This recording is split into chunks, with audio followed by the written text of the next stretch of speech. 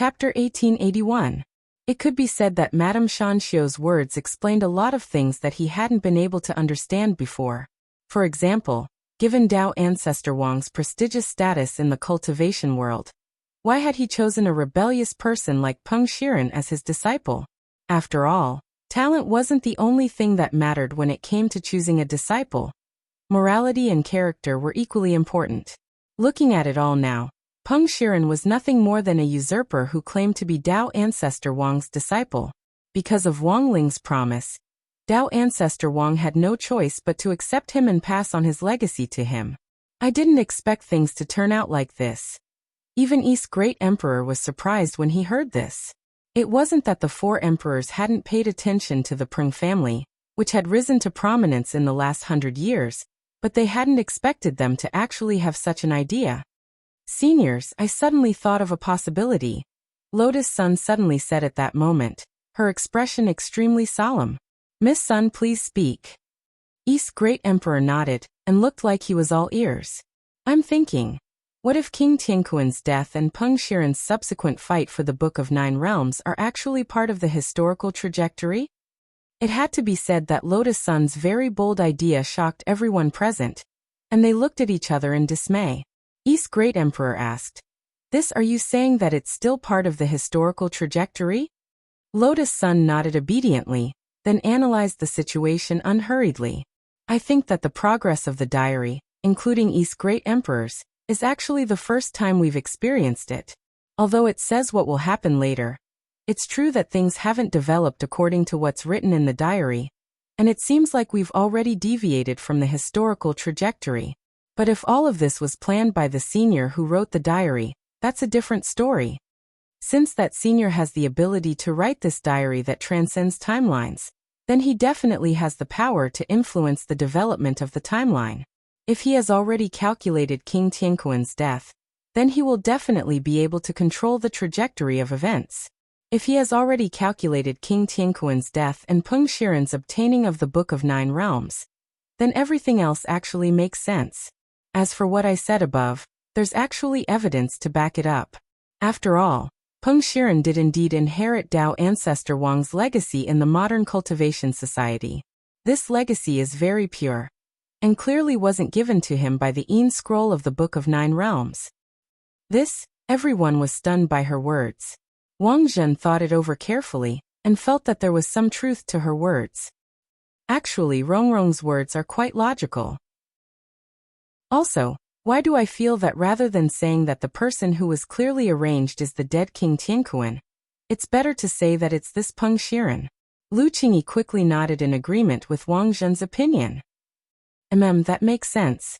After all, in the timeline of the modern cultivation society, even if Peng Shiren inherited Dao Ancestor Wang's orthodoxy, he would still be beaten up by Senior Wang, wouldn't he? That is to say, this orthodoxy was probably inherited by him on purpose in our timeline. Wang Ling and Wang Ying. So that was how it was. At that moment, Wang Ling couldn't help thinking that Lotus Sun was a genius. He had only wanted to find the mastermind behind the mysterious text, but he had neglected this layer of logical connection. That was right. This Peng Shiren had already inherited his orthodoxy in the modern cultivation society. Even if he had inherited Dao Ancestor Wang's orthodoxy, it wasn't as strong as Wang Ling had imagined. Orthodoxy was a good thing. It could greatly increase a cultivator's cultivation in a short period of time, which was the equivalent of a grandmaster giving a meal to eat. But orthodoxy also had its limits.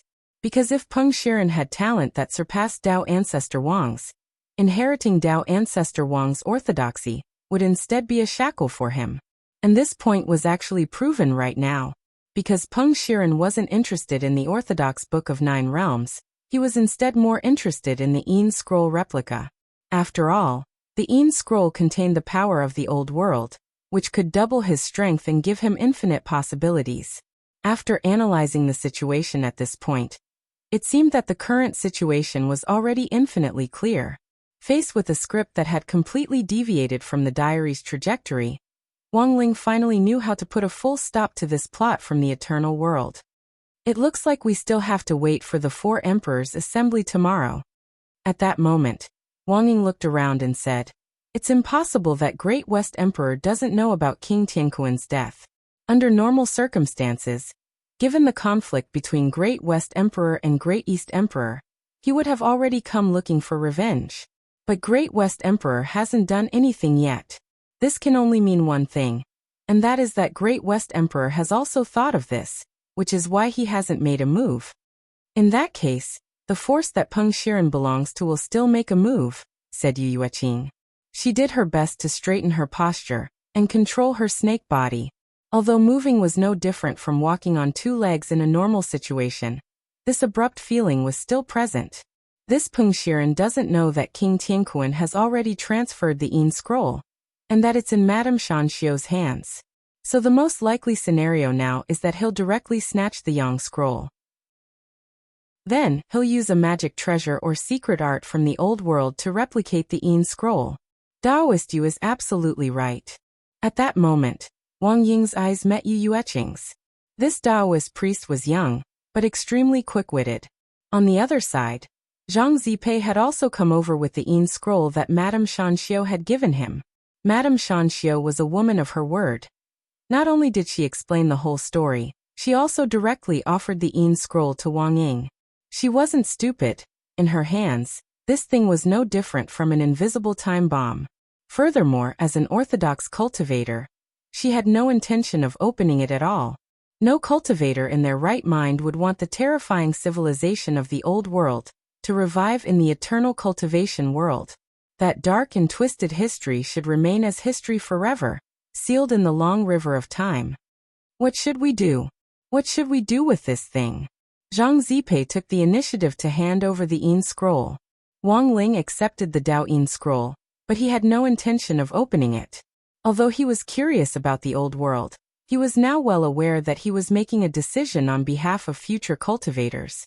Thus, he didn't think too much about it.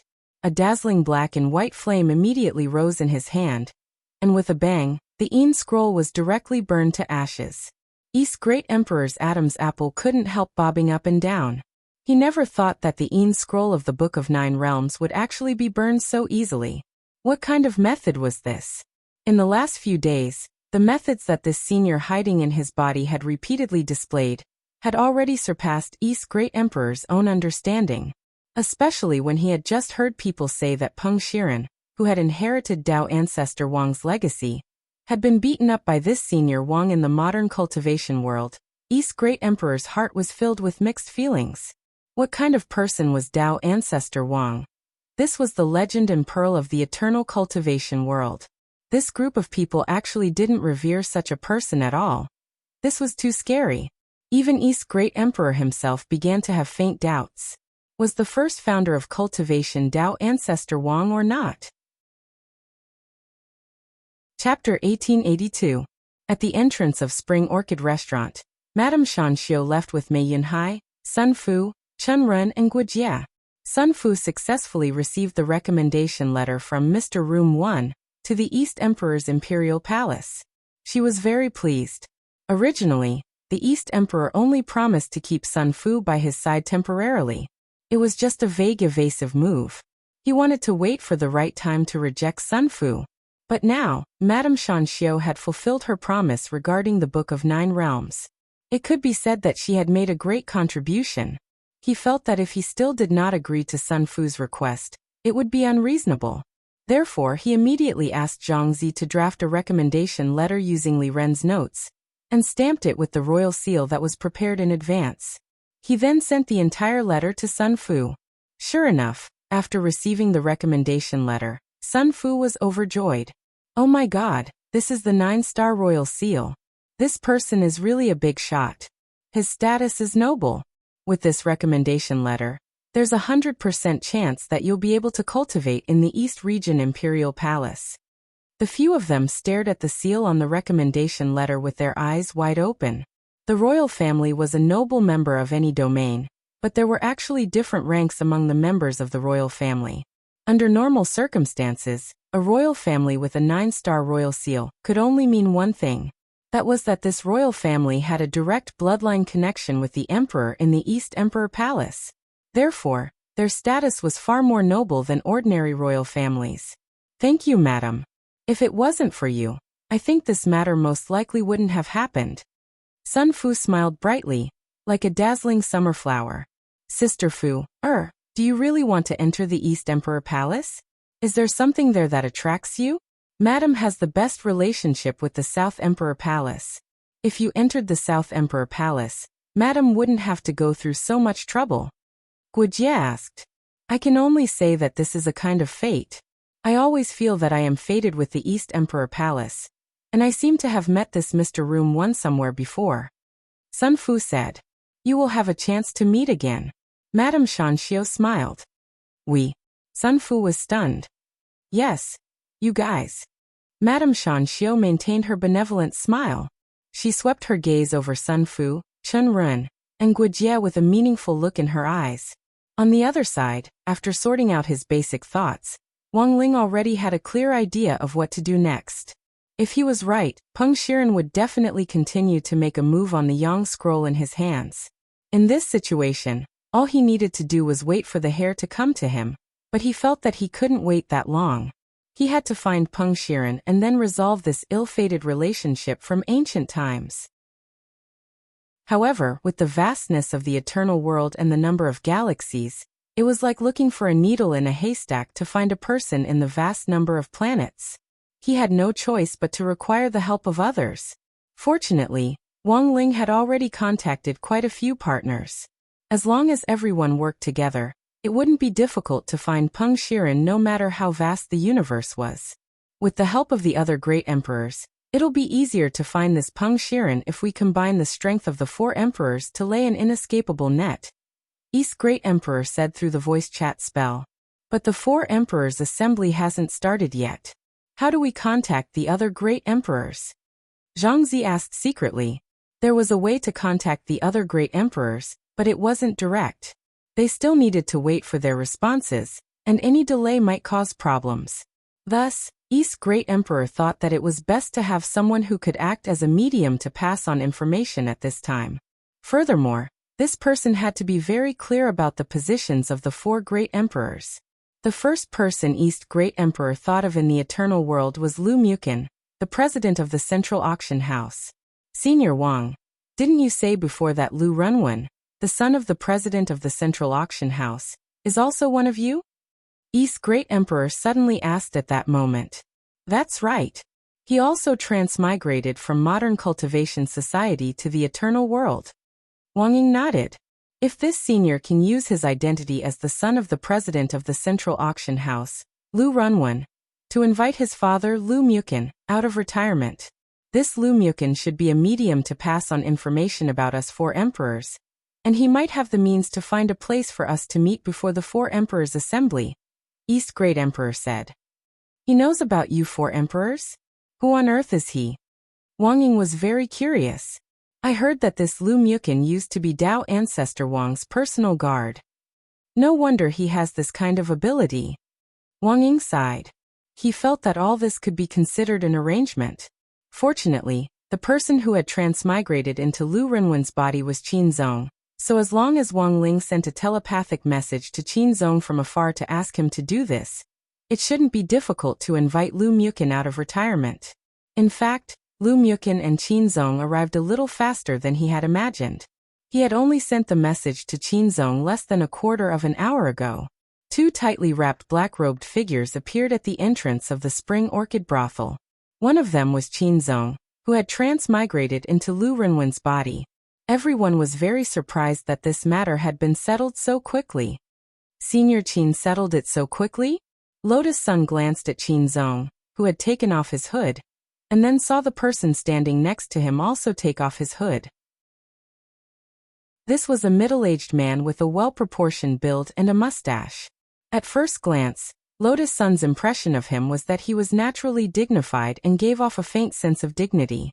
This person was none other than Lu Mukin himself. Considering that Lu Mukin had previously been Dao Ancestor Wang's personal guard, it wasn't too surprising that he had this kind of aura. But very quickly, Lotus Sun realized that this Lu Mukin was gradually losing his composure.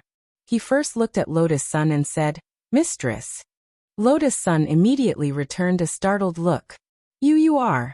Then that dignified face started to twist, and the moment he saw East Great Emperor, he dropped to one knee on the ground on the spot and threw himself at Wang Ling with tears in his eyes. Shifu, oh Shifu, disciple missed you so much. What would disciple do without you? Wang Ling. In fact, even Wang Ling himself never thought that Audua would actually transmigrate into the body of Lu Mukin, the president of the Central Auction House. This world was really too small. At that moment, Wang Ling sighed endlessly in his heart. Chapter 1883. As Audua threw a tantrum, Wang Ling couldn't help feeling a little absent-minded. In that instant, he suddenly felt that the world was really too small. Of course, all of this was an inexorable arrangement and coincidence, and it could also be said to be a kind of luck. Although he hadn't cast the great luck spell on himself, Qinzong was the only koi he had chosen in the cultivation world. With this koi, their luck naturally wouldn't be too bad. Lu Mukin, the president of the Central Auction House, was the only person who controlled the intelligence network of the 4 territories. Throughout the ages, no one had been able to replace Lu Mukin as the perfect middleman. It was just that for Wang Ling, whether or not Audua could play the role of Lu Mukin well was still a question. In short, the real Lu Mukin would never do something like cry for his parents and throw himself at anyone he saw. He was actually rubbing his head against Wang Ling's chest. What a scandal! Wang Ling calmly pushed Audua's head away and sighed in his heart, feeling that Audua didn't have the slightest sensitivity. If Ryoko Kamiya saw this, she would definitely be jealous. That's not right. How do you know this? Just then, Wang Ying suddenly asked Wang Ling telepathically. As Wang Ling's shadow, he and Wang Ling were telepathically connected, so he noticed a blind spot in Wang Ling's thoughts. Wang Ying found it inconceivable that an unromantic teenager who always had a poker face would actually know how to be jealous. Wang Ling felt that Wang Ying was making a mountain out of a molehill when he asked this question. Of course, he hadn't experienced the various emotions that a normal person should have, and naturally didn't know what jealousy felt like. But it wasn't that he didn't completely understand what jealousy meant. To be exact, Wang Ling knew the literal state of every emotion. In Wang Ling's dictionary, jealousy was categorized as a special possessiveness. For example, this was the reaction you would have when you saw something or someone you liked getting closer to someone else. In this regard, Wang Ling deliberately gave Wang Ying an example patiently. For example, when he sometimes saw other people eating limited edition crispy noodle snacks that he couldn't buy, he would often have this feeling. This is jealousy. This is definitely jealousy. Wang Ying dropped his forehead into his hand. He felt that Wang Ling's understanding of jealousy seemed to have a strange deviation. But obviously, this wasn't the time to discuss this. Right now, their biggest mission was to gather the 4 emperors and hold a secret meeting ahead of time. Then they would set up a trap to lure Peng Shiren out. As the core of this plan, Audua would play a crucial role in the subsequent plot. Don't worry, Master. I have confidence in this matter. Elder, you don't need to move. I'll use Lu Mukin's method to call the other imperial capitals here in Chunlan building. Audua promised solemnly. Everyone knew that in the immemorial cultivation world, other than Dao ancestor Wang, the people with the highest status were the 4 emperors who controlled the 4 domains. Under normal circumstances, it was extremely difficult for a normal cultivator to meet the great emperor. As for making the 4 emperors instantly gather at a specific location, it was even more impossible in the eyes of ordinary people. However, Lu Mukin had this special charisma. Even Zhang Zizi was very curious. Even if Lu Mukin was once Dao ancestor Wang's guard, does he really have the face to invite other great emperors? There must be some other reason behind this. Do you have something on them to threaten them? Threaten? How is that possible? In any case, this Lu Mukin used to be Dao ancestor Wang's guard. How could he do such a despicable thing? Furthermore, the targets of this threat are the great emperors. Although this Lu Mukin is strong, it won't be easy to offend 4 great emperors at the same time, right? Audua said. After listening in, Zhang Zizi frowned and nodded. That's true. But now everyone was even more curious as to what method Lu Mukin would use to call the other 3 great emperors here. In the end, Audua just took out a storage bag from Lu Mukin's body. Actually, he hadn't been idle in the past few days when he hadn't met up with Wang Ling. He had been studying his identity through the memories Lu Mukin had passed on to him, putting himself in the role, and waiting for an opportunity to act. He knew that he would definitely meet up with Wang Ling, so he had already familiarized himself with everything early on. To everyone's surprise, the thing that Ajwa took out from Lu Mukin's personal storage bag was very simple. It was a crystal communication ball that couldn't be any more ordinary, and was a relatively advanced communication device in the immemorial cultivation world. Unlike ordinary communication talismans, not only could it hold more spirit energy imprints corresponding to different cultivators, it could also establish a huge network of contacts. The most important thing was that it could directly make a face-to-face video call and project images into the air. You're so close that you can directly use a communication ball to summon someone? East's great emperor was stupefied and shocked. Although he also had Lu Mukin's communication ball, as one of the 4 great emperors, he knew that summoning a great emperor-level figure to a designated location, even if it was Lu Mukin, the process wouldn't be that convenient. But now, Lu Mukin had actually directly called to summon someone. Had his relationship with the other 3 great emperors already reached this level? At that moment, East's great emperor started to feel a sense of crisis. Don't be nervous, it's not as outrageous as you think. Ajwa gave a mysterious smile. Then he used the communication crystal ball to directly contact West's great emperor. Little Shi, you can come over now. That's right, that Chunlan house on the central trade planet, it's next to the temple. Little Shi? Everyone was startled by this familiar form of address. Was the person calling Little Shi really an emperor? And not an underling? Why did it feel like déjà vu of a mafia boss ordering his underling around? For all. East's great emperor had a mental breakdown. He never expected the relationship between West's great emperor and Lu Mukin to be this good. Directly calling him Little Shi was outrageous. But just as he was about to vomit blood, West's great emperor's voice came through the communication crystal ball. That are you sure? King Tianquan is dead, and I'm still dealing with the chaos here.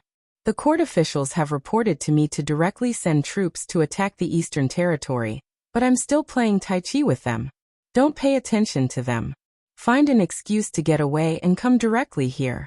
My Shifu, Master's wife, Senior Zhang Zijin, Brother Wang Zhen, Miss Lu Qingyi, Taoist Yu Yueqing and Brother Qinzong are all here, Ajwa said.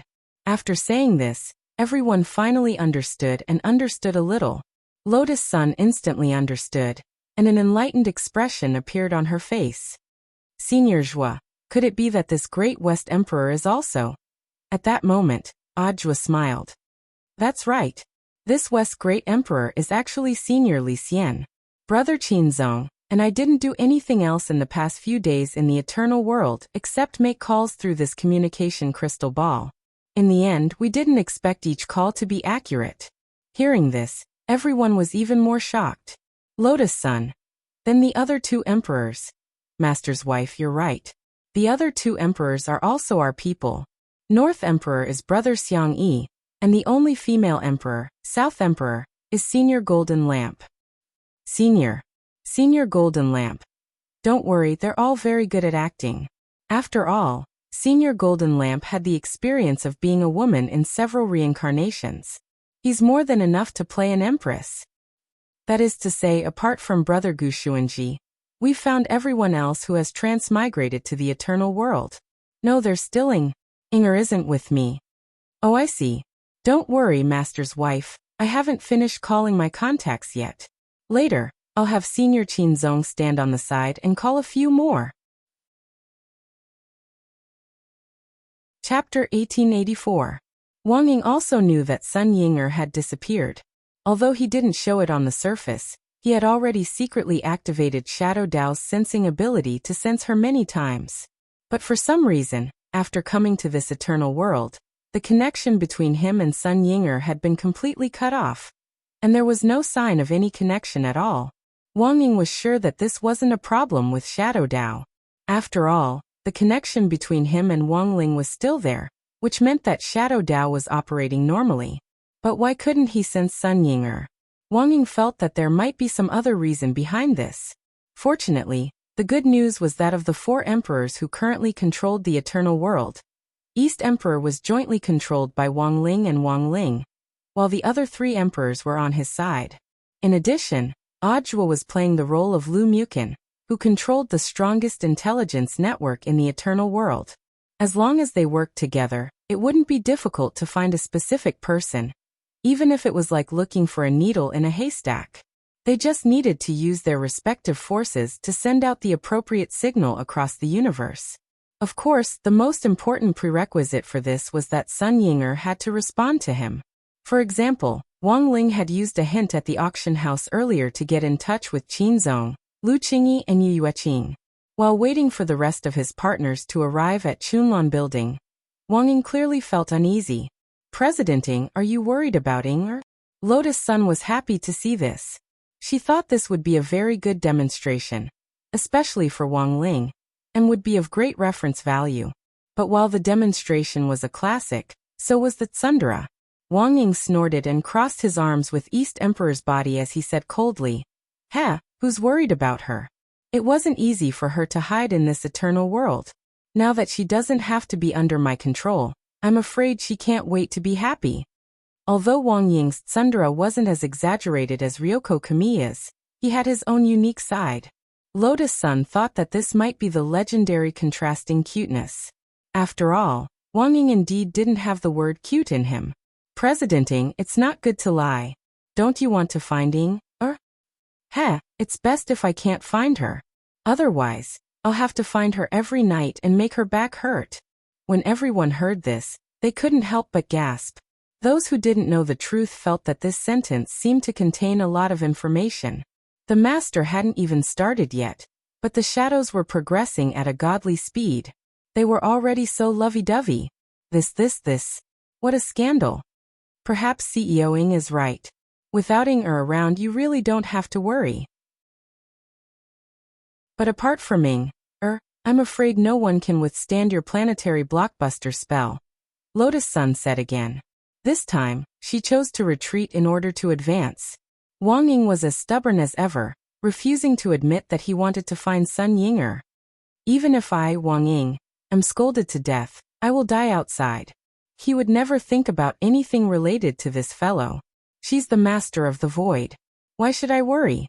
What a joke."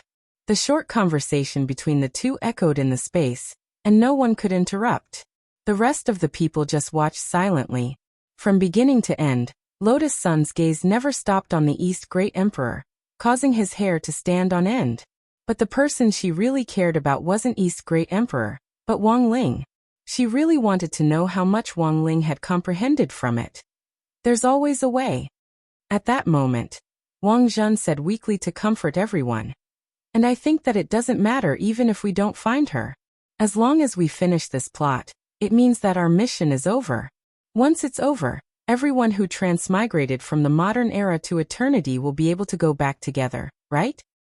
"In theory that's true, but there's always the what if," Audiobook said. Audiobook said, "In short, it's naturally the best if we can find everyone. Brother Wangzhen, don't worry too much. Don't worry before the script is over, you definitely won't have a child. After all, you haven't been pregnant for long, and you haven't taken any elixirs to accelerate your pregnancy, so there shouldn't be any problems." Wang Zhen immediately blushed at Audiobook's words. "Let me be clear, I'm not doing this for myself. I know we all understand." Audiobook stretched out his hand and patted him on the shoulder. "If it were me, I would also panic. So when it comes to this, we have to learn from Senior Golden Lamp." "Why? Do you think Senior Golden Lamp never experienced childbirth when he chose to be a woman in his countless reincarnations?" Following Audiobook's nonsense, the scene fell deathly silent. On the other side, Sun Yinger was also in despair. How could she not want to get in touch with the main force as soon as possible? But there was nothing Sun Yinger could do now. She screamed and roared in her heart thousands of times, hoping that someone here would discover her existence sooner. But what made Sun Yinger even more desperate was that she couldn't make a sound in her current state. Most importantly, the binding between them had failed, and Wang Ying couldn't use Shadow Dao to sense her existence. This idiot! How could such a cunning and quick-witted person like him not discover her existence? She had thought that after being tortured by Wang Ying's planet-drumming spell countless times, the two of them should have a very good rapport with each other. Who would have thought that it would actually fail at this critical moment? Sun Yinger's heart was filled with sorrow. Of course, after thinking about it carefully, she felt that she couldn't completely blame Wang Ying for not being able to discover her.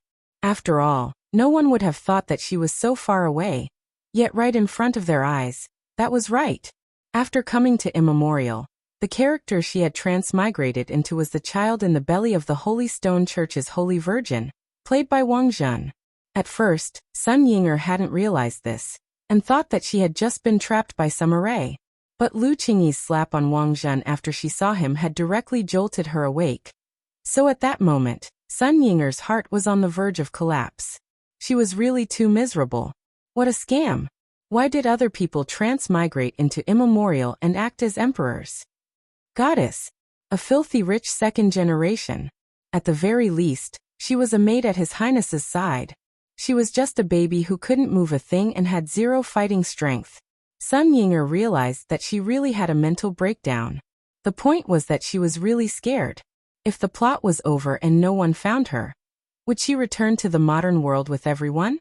If she was unfortunately left alone in Immemorial, how would she go back? Chapter 1885. Perhaps even the boss of Chunlan Building himself didn't expect to receive such a big deal today, even though he had already gone out to enjoy himself after receiving the booking fee. East Great Emperor had directly given him enough money to rebuild Chunlan Building. Even if East Great Emperor demolished the place during the negotiations, the boss wouldn't complain at all. But Chunlan Building was essentially a place for male and female cultivators of the eternal world to have fun, and it was also the place where the most courtesans and grass bosses gathered in the entire Central Region's trading star system. And it was in this place of debauchery, filled with all kinds of dazzling illusions and extravagance, that a shocking secret meeting of the four emperors was about to take place, which was something that most cultivators throughout the ages would never have imagined. Because of the gathering of the four emperors, the other three emperors weren't far from the central trade star.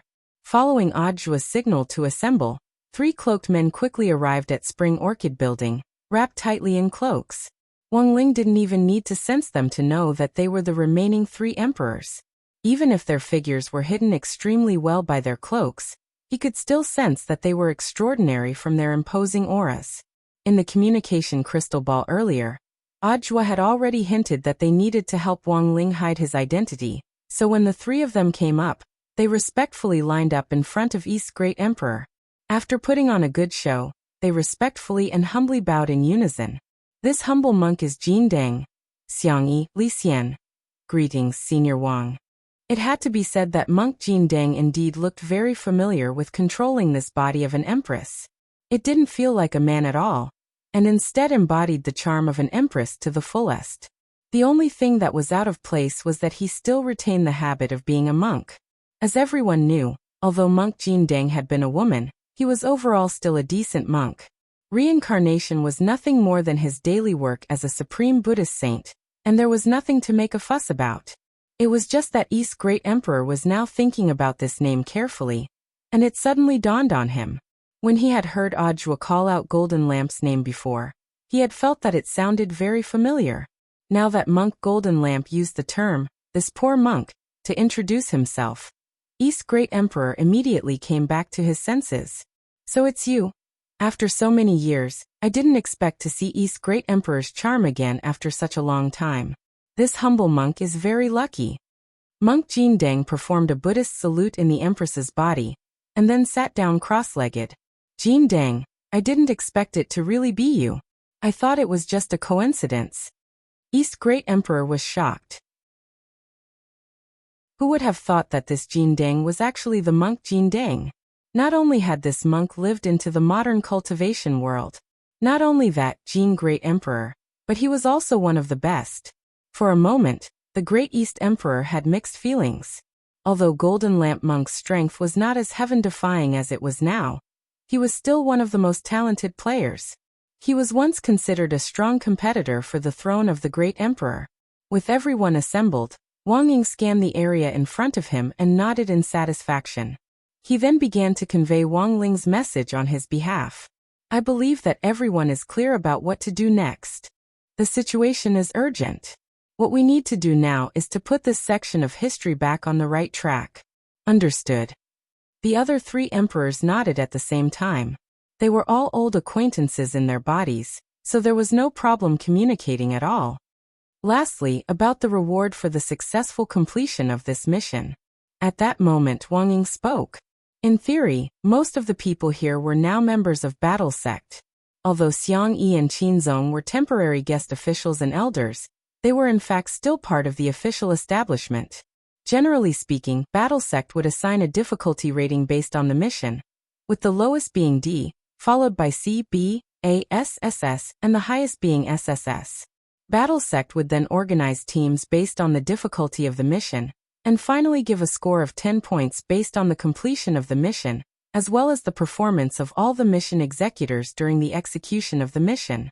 During the mission, if the score was less than 6, it meant that you didn't have an outstanding overall performance, and you would only get a portion of the mission points, which would be accumulated and exchanged for corresponding items in Battle Sect's treasury. Scores above 6 were completely different. Furthermore, if the difficulty of the mission was high, the reward would also be very amazing. Wang Ling wasn't a stingy person, although he knew very well that as long as he said the word, everyone would do their best. But sometimes a proper reward was still necessary. This is a temporary mission, and the difficulty of this mission is the highest since the founding of our sect, SSS. All core members of Battle Sect with a score of 6 and above can choose a magic treasure of their choice from the King's treasure pants. Wang Ying said straightforwardly as he conveyed Wang Ling's meaning. Everyone's eyes instantly lit up. Wang Ling didn't think much of the things in Wang Jibao's pants, but for everyone here, every item inside was a treasure that people would scramble to get their hands on. Of course, it was usually grenade-throwing Senior Immortal and the elders of Battle Sect who would hold a meeting to discuss and decide how to grade disciples for sect missions. Occasionally, some sect disciples would deliberately curry favor with some elders to cover up their poor performance in missions, which would make things a little unfair. This was in fact a very serious violation of the rules, and if it was found out, there would be very severe punishments. If it was more severe, they might be directly expelled from Battle Sect. But with Wang Ling supervising the entire operation this time, there was absolutely no objection to this mission. Ling Zhenren personally grading the mission was absolutely fair and just. So the problem now was how they could set up a trap to lure Peng Shiren out. Given Peng Shiren's cautious character, if East's Great Emperor didn't reveal any flaws, he definitely wouldn't try to snatch the Book of 9 Realms. But if he deliberately revealed a flaw, it would be too obvious, which would instead make Peng Shiren suspicious.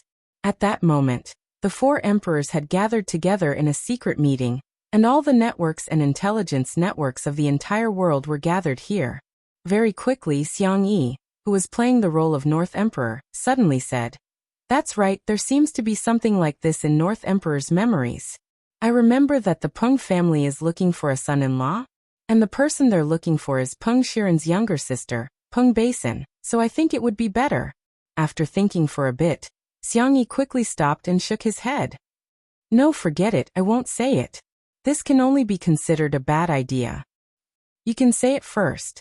It's just a discussion, it's fine," Wang Ying said. Xiang Yi first looked at Lotus Sun, then said a little awkwardly, "What I mean is, since the original copy of the Book of 9 Realms is with Senior Wang, why don't we have him bring the original copy to propose marriage?" Hearing this, everyone was startled at first, and then many of them nodded their heads one after another.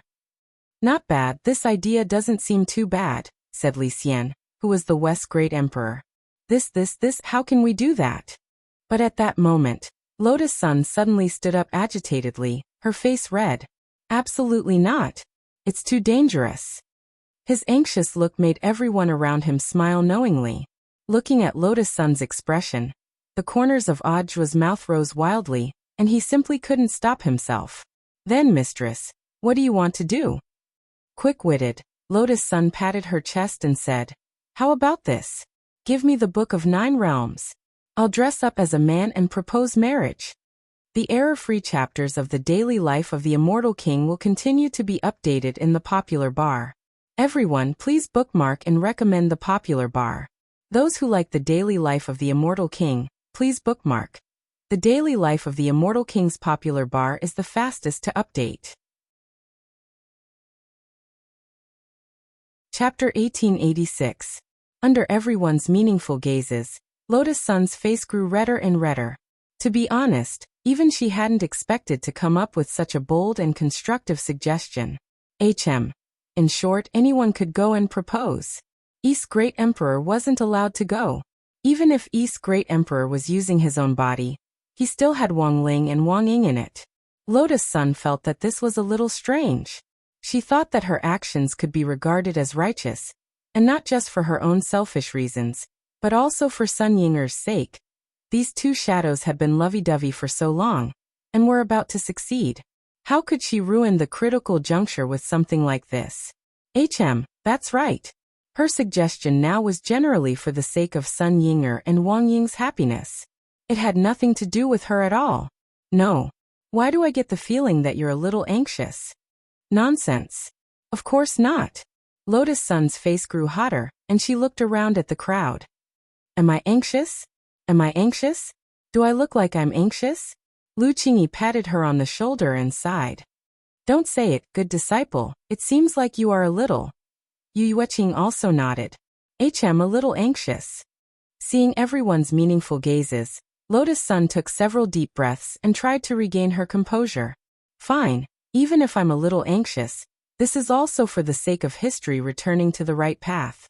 This is for the greater good of all cultivators. It's very normal. As expected of Master's wife, we admire her for being able to uphold the greater good of cultivators in this situation. Hearing this, the corners of Ajua's mouth curled up slightly. He couldn't bear to continue leading the crowd in teasing Lotus Sunday. In any case, everyone present was well aware of what her anxious action meant. The only one who didn't understand the situation was that expressionless man hiding in East's great emperor's body. After all, the Book of Nine Realms was a hot potato in the current situation. Even if it was in East's great emperor's hands, it might not be safe, let alone in Lotus Sun's hands. But on second thought, he felt that it might be easier to leave this matter to Lotus Sunday. In any case, the course of history was already a mess. It wouldn't matter even if Lotus Sun summoned the mysterious sea. If they really ran into an emergency, with the mysterious sea's protective sword body, Wang Ling didn't think that the Prung family would be a match for the Nine Corps' mysterious sea. Of course, the more important reason was that he thought girls would understand girls better, so it would be very abrupt for a few men to suddenly propose marriage. Lotus Sun's thoughts were a little more meticulous, which might make the whole thing seem even smoother. After deciding on the plan, Lotus Sun heaved a long sigh of relief. Lu Qingyi and Yu Yueqing helped to give Lotus Sun an exquisite makeover, mainly focusing on her skin tone and facial features, so that her originally delicate face now had a more masculine contour. He didn't make too many changes to his hairstyle. He just adjusted the length of his hair, so that it fell down naturally.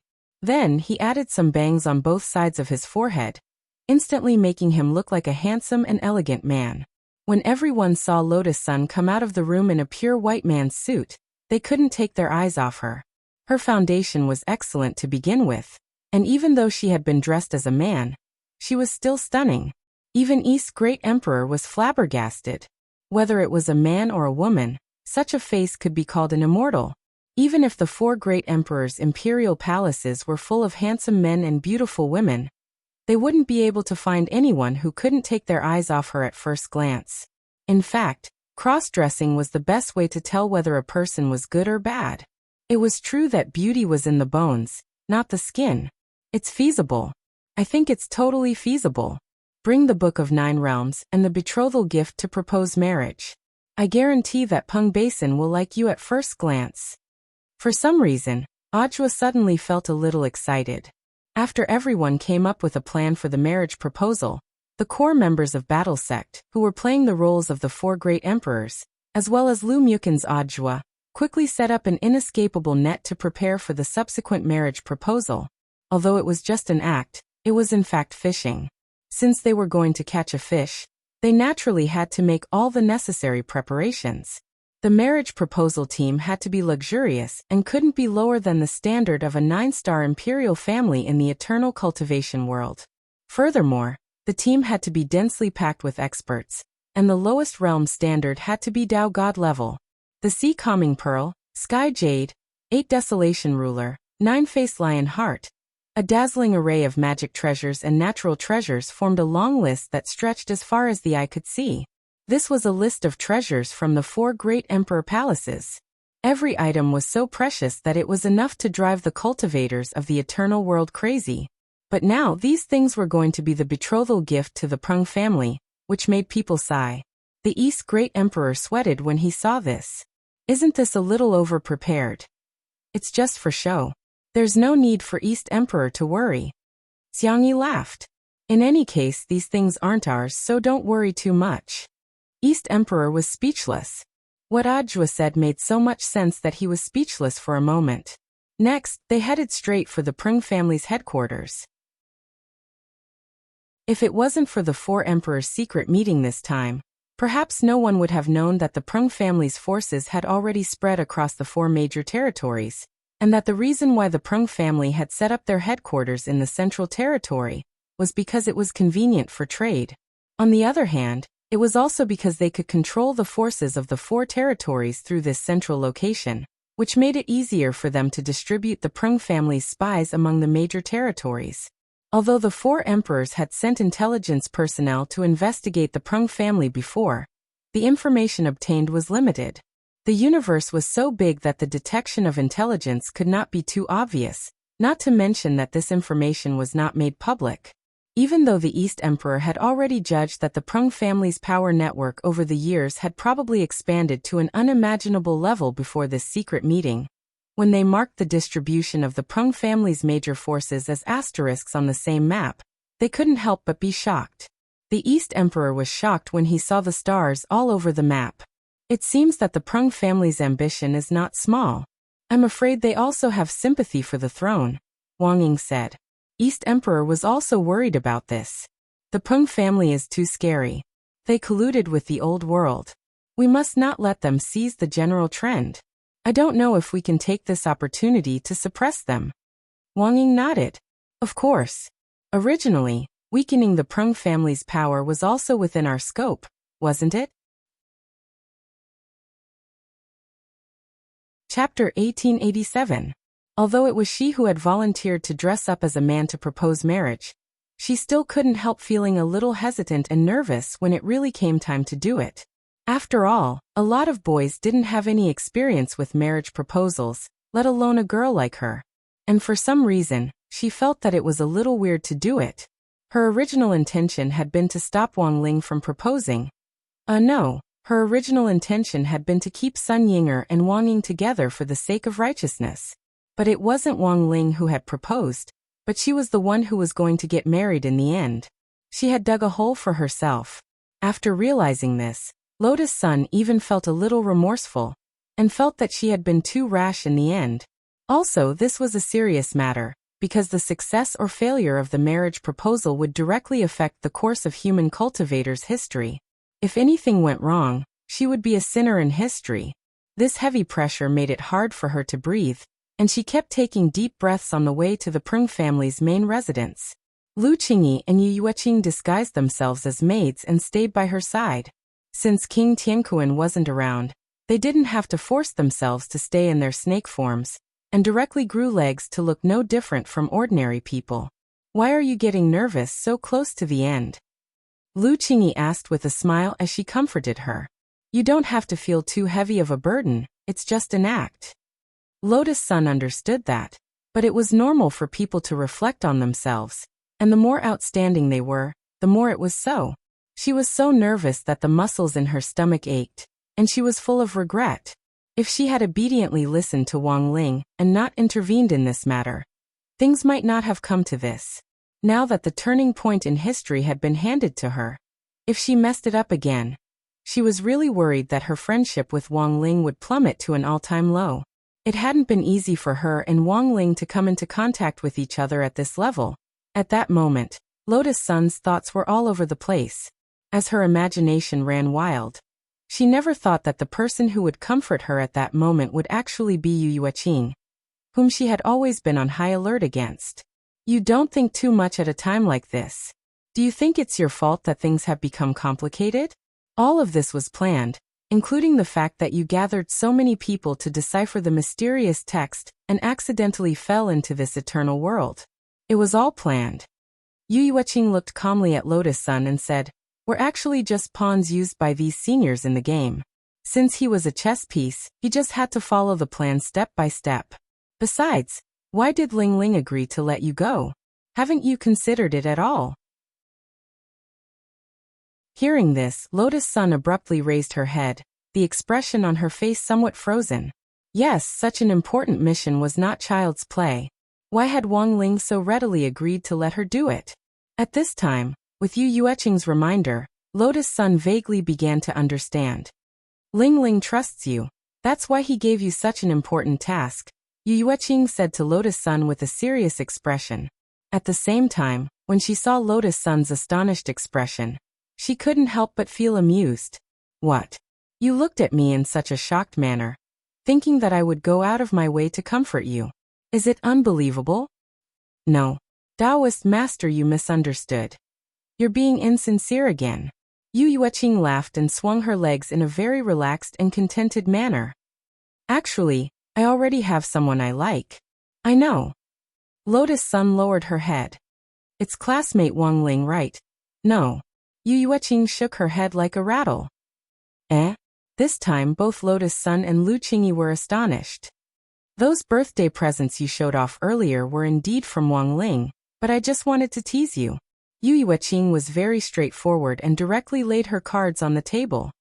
Oh, there was a time when I was a kid when I really liked Ling Ling, but it wasn't until I became a Taoist and grew up that I realized that kind of feeling. It's probably just a sibling relationship. I think it's better for him to be my older brother than the person Taoist master you likes. Lu Qingyi suddenly asked. Perhaps realizing that she was being too nosy, she quickly waved her hand. It's fine, Taoist master you. It's fine even if you don't tell me. I'm just curious. Yu Yueqing blinked, her eyes sparkling beautifully. When the time comes, I'll naturally tell you. But Ling Ling isn't bad. If I'm rejected in the end, maybe I can use him as a spare tire? Lotus Sun and Yu Yueqing. Spare tire. Yu Yueqing's eyes curved into crescents as she laughed again. You guys can't handle this. AI, how boring. This rather sincere exchange did indeed ease the tension in Lotus Sun's heart a lot. She had a vague feeling that Yu Yueqing's identity wasn't as simple as it seemed. At least for now, in Lotus Sun's eyes, Yu Yueqing really was very mysterious. The Prung family's headquarters was set up on Penglai Planet in the central region of the galaxy. This was a dangerous place surrounded by many celestial bodies that contained powerful cosmic energy, and cultivators who passed by were swept up in them from time to time. The Prung family's headquarters here could be said to be like a fortress, easy to defend and difficult to attack. To the outside world, Penglai Planet belonged to everyone, but almost all the businesses on it were related to the Prung family. This was an empire that belonged solely to the Prung family. The Prung family's headquarters on Penglai Planet was a golden palace with richly carved beams and painted rafters. There were even quite a few carvings of creatures that didn't belong to the ancient cultivation world. These were the carvings of ancient creatures from the ancient world, which the Prung family had grandly carved into the walls as murals. It was clear that the Prung family's arrogance had reached a shocking level. At the border of Penglai Planet, as Lotus Sun and the others' carriages passed by, a group of ancient city guards quickly surrounded them on disc-shaped magic artifacts. These neutral guards, who had originally been brought together by the four great emperors of the four regions to maintain the stability of the central region galaxy, had now become the targets of the Prung family's instigation. East's great emperor was very dissatisfied with this. Holding his breath, he looked at the group of Penglai Planet's ancient city guards and asked them in a very arrogant manner. Who are you? What are you doing here? Do you know what kind of place Penglai Planet is? I remember that the central region galaxy isn't under the jurisdiction of any power. East Great Emperor said indifferently as he stared at the ancient city guards in front of him, his expression fearless. Today, I brought my family's young master to Penglai planet to propose marriage. Propose marriage? One of the ancient city guards smiled, extremely curious. Everyone here is from the Prung family. Who can you go to propose marriage to? I remember that this isn't something a guard like you should be asking. East's great emperor did his best to restrain his temper. If you don't tell us why you're here, we won't let you pass. The guard crossed his arms and laughed wildly, but very quickly his smile froze in the next second. Chapter 1888. Relying on their status on Penglai, the Peng family was so powerful that even the ancient city guards had been assimilated.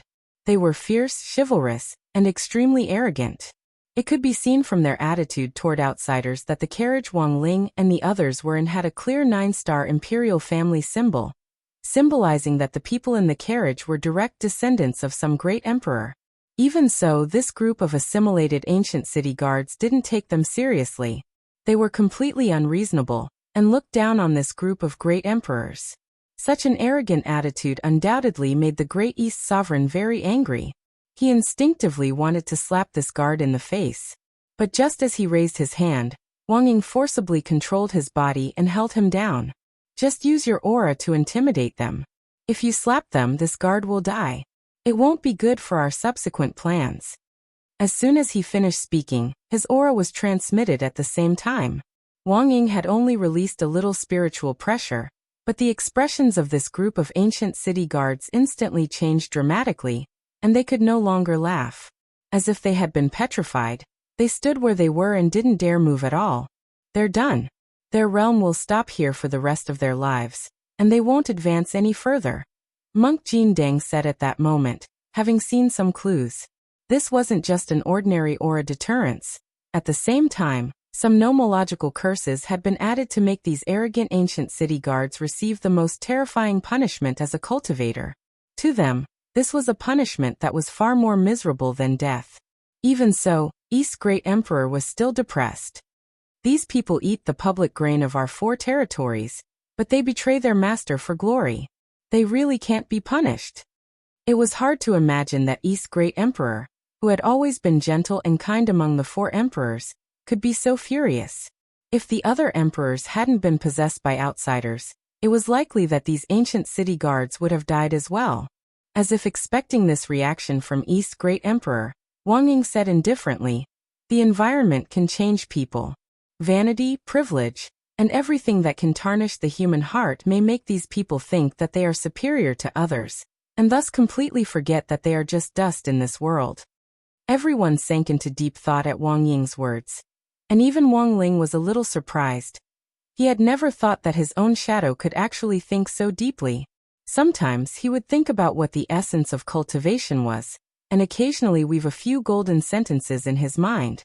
However, he had never shared these words with anyone else. This was because he realized that there were too few people who could truly understand him. Or rather, they simply didn't exist. The loneliness of being at the top could only be described as "it's too cold at the top." The East's great emperor tried hard to calm himself down. In the end, he listened to Wang Ying's words obediently, and did not kill these ancient city guards in front of him. Of course, although Wang Ying's curse was real, it didn't give the ancient city guards a chance. If they can come to their senses in this life and rein in the horse before the precipice, this curse will naturally be lifted. Unfortunately, they've already sunk too deep. Wang Ying sighed. What on earth did the Prung family instill in them? Lu Qingyi looked at these petrified ancient city guards, and felt it was a great pity. They had cultivated for more than 1,000 years, and had originally been chosen to guard an ancient city in a central region. If they could wait until the handover and return to their respective armies, they would definitely have boundless prospects in the future. But who would have thought that these people would choose to court death on this day? It could only be said that this was a kind of destiny. A number of carriages bearing the mark of the 9-star imperial family finally landed outside Penglai City. The spirit light from the Prung family's bejeweled main residence reached the sky even through the city walls. Looking down from the sky, this golden residence had been shocking, and now that they saw it face to face, they felt the Prung family's domineering nature even more. Wang Ling and the others wanted to park the carriages directly in front of the Prung family's main residence, but they couldn't stop on such a wide street.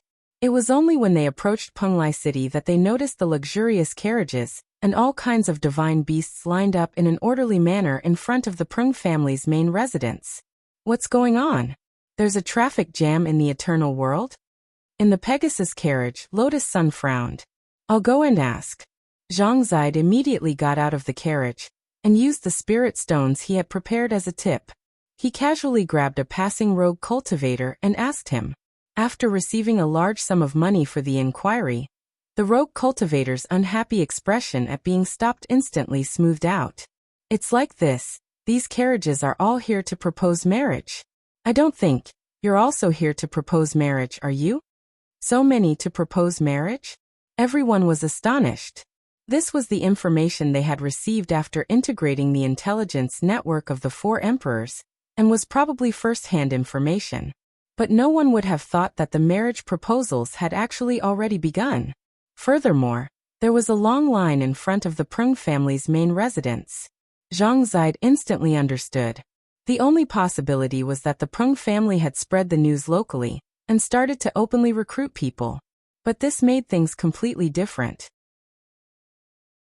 No matter how big the local families on Penglai were, they couldn't be as big as the Prung family. So the son-in-law they found definitely couldn't compare to the Prung family in terms of family background. At most, he would be a live-in son-in-law. Furthermore, he wouldn't be the Dragon King's live-in son-in-law. This astonished everyone on Wang Ling's side. This Peng Basin was the daughter of the Prung family. Why would she find a live-in son-in-law who didn't match their family background? How anxious was she to get herself married off? Miss Peng is a very eccentric person, and this marriage proposal was her idea to begin with. Lord Peng especially dotes on her, so Miss Peng practically handles everything herself. This passerby rogue cultivator looked like he was watching a melon.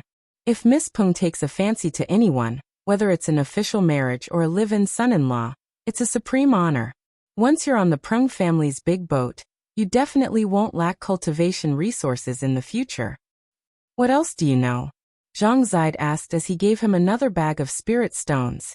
The passerby rogue cultivator nodded with a satisfied expression. I advise you to leave. This Miss Peng is a very lustful person. Although it'll be very touching to be on the Prung family's boat, she might overdraw her kidneys. Overdraw her kidneys? Lustful? Why do you think so? Because I heard that Miss Peng isn't just going to marry a live-in son-in-law today. This long line is to recruit a harem for herself. How many have you chosen so far? Not yet, because the requirements are too high. The passerby rogue cultivator sighed. Ha ha ha. I was just watching the fun.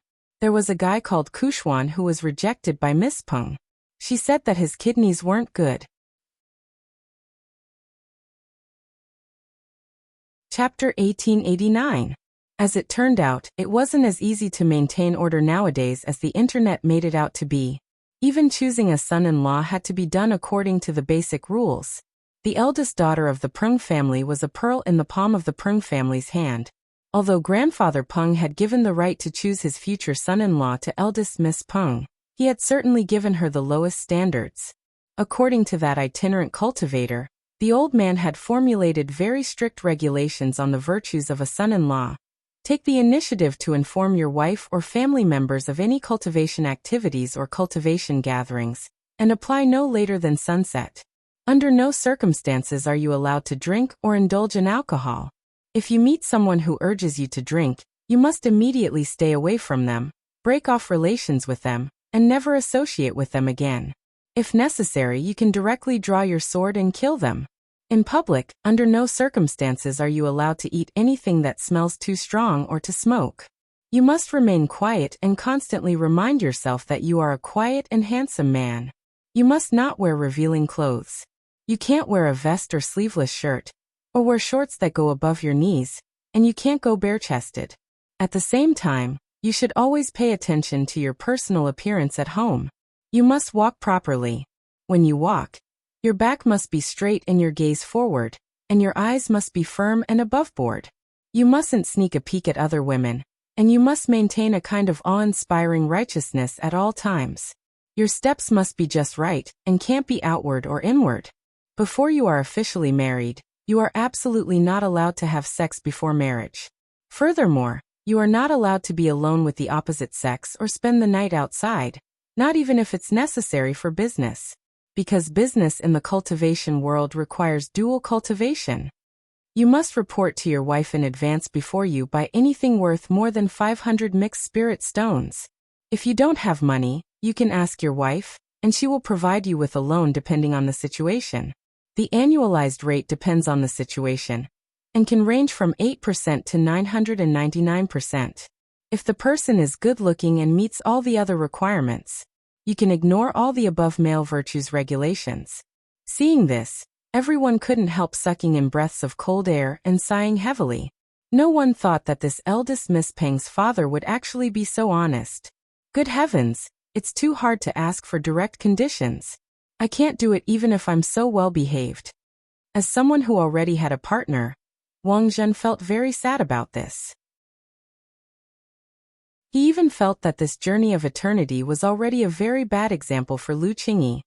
What if Lu Qingyi imitated these men's ethics rules after he went back, and made a new version of modern cultivation men's ethics rules for him? He really wouldn't be able to live on then. Seeing Wang Zhen's fearful expression, Lu Qingyi was very satisfied. Given her outstanding training skills, even if she didn't use these rules to restrain Wang Zhen, he would definitely be a good man who abided by male ethics. The most important reason was that Wang Zhen was timid. To put it bluntly, he didn't have the courage to challenge his wife's bottom line. The most he was that out to him out to him, and out to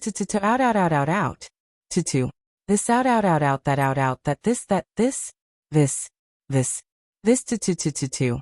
After standing there in a daze for a long while, he hurriedly drove his spirit sword away. This was too frightening. Even with his experience, he had never seen two women so intimate in the eternal world. Thus, this itinerant cultivator left as if he was fleeing. In the process, he seemed to think of something embarrassing, and he couldn't help blushing. These were two women. It turned out that two women could do it. He felt that he was too inexperienced. In contrast, he felt that his friend, who had trained his little female cat to cultivate into a beautiful human girl, and then married him, was a lot more normal. As if they could hear this cultivator's thoughts, the corners of Wang Ling's and Wang Ying's mouths twitched at the same time. Marrying a female cat that he had trained into a beautiful human girl. This was obviously even more outrageous. At that moment, Wang Ling's heart was crumbling. Looking at the long queue in front of him, he couldn't help feeling a deep sense of despair. At this rate, the sun would be setting by the time they arrived. Furthermore, it seemed that the Prung family's headquarters had come up with a limit on numbers, which was to say that they might not even get a chance to propose today. Fortunately, because of Zhang Zipei, East's great emperor now had a lot of funds at his disposal. As long as he had enough money, he could buy the number of the person in front of him. Brother, our master is in a hurry. I wonder if you can be magnanimous? Zhang Zipei asked on his behalf with a smile on his face. The person in front of them was also a noble young master. He looked elegant and seemed to be easy to talk to. However, in the eyes of the Prung family's headquarters, he was nothing more than a live-in son-in-law. Who are you? You want to cut the line? I won't cut the line for free, I'll pay you. As long as you let us swap places, we're willing to pay you 500,000 chaos spirit stones as a token of our gratitude, Zhang Zipei said, holding out a palm. The person in the carriage seemed to have heard Zhang Zipei's voice, and after hesitating for a moment, he decided to swap places. After all, whether or not he could become a live-in son-in-law was still a question, but 500,000 chaos spirit stones was real money.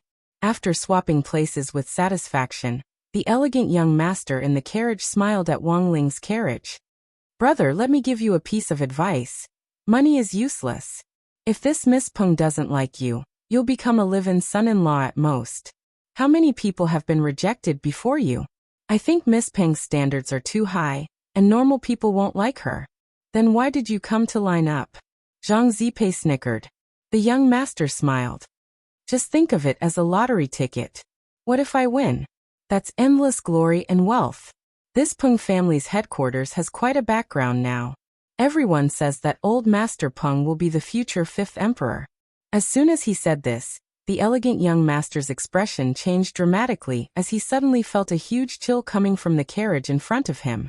It was the pressure of East's great emperor, which immediately scared the elegant young master into silence, and he didn't dare speak at all. Just like that, Zhang Zipei spent money to buy places, and soon led Wang Ling, Lotus Sun and the others to the main gate of the Peng family's headquarters. A steward of the Peng family's headquarters stepped forward. He was dressed in luxurious silk clothes, and even the patterns on them were embroidered with gold.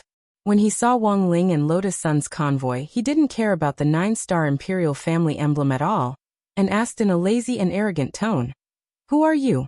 Tell me your name." Chapter 1890.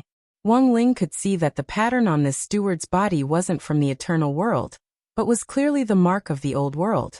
At the bottom of the pattern was a surging wave woven from golden immortals and blue silk threads. Several tentacles from the old world poked out of the surface of the sea in a strange, beautiful arc. Wang Ling was all too familiar with these tentacles from the old world, because not long ago, he had hunted down a few tentacle-like creatures from Dopey from the old world for newborn Wang Nuan to satisfy her hunger. Such unbridled behavior was enough to show how overbearing and rampant the Peng family was on Penglai. There was only a bit of time left before the sun completely set. Wang Ling, Lotus Sun and the others had bribed everyone along the way to make it to the last round of interviews for the day. Looking at the time, a lot of people knew that they were the last group of people for the day.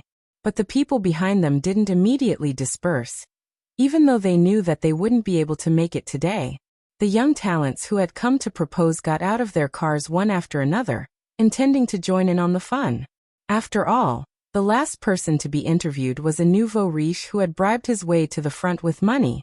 A lot of people wanted to see the Peng family pour cold water on this nouveau riche.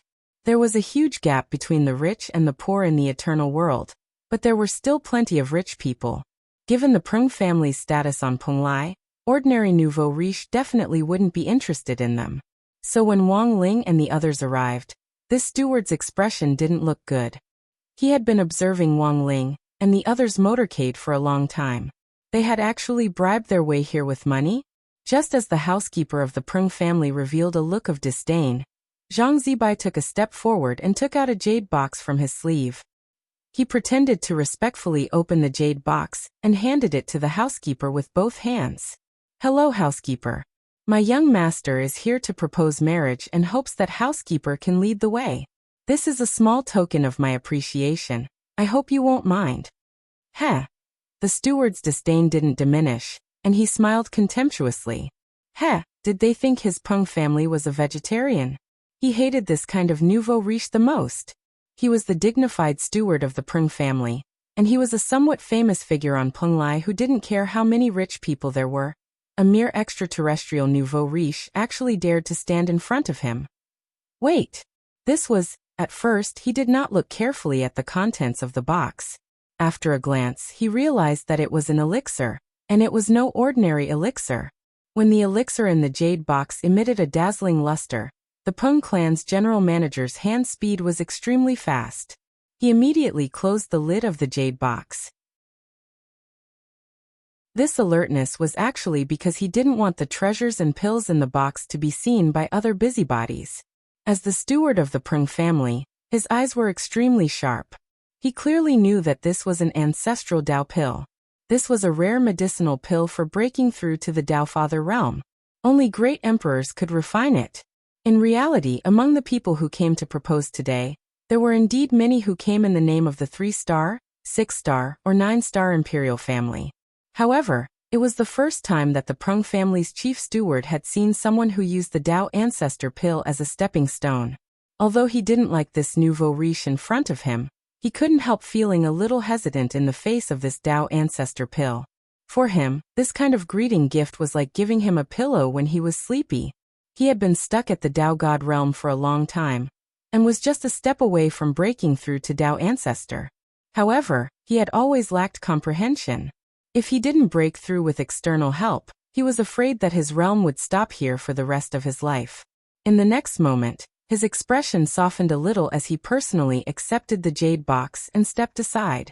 Young master, you're too polite. I will kindly accept this gift. Please come in, young master, but there are still a few more tests.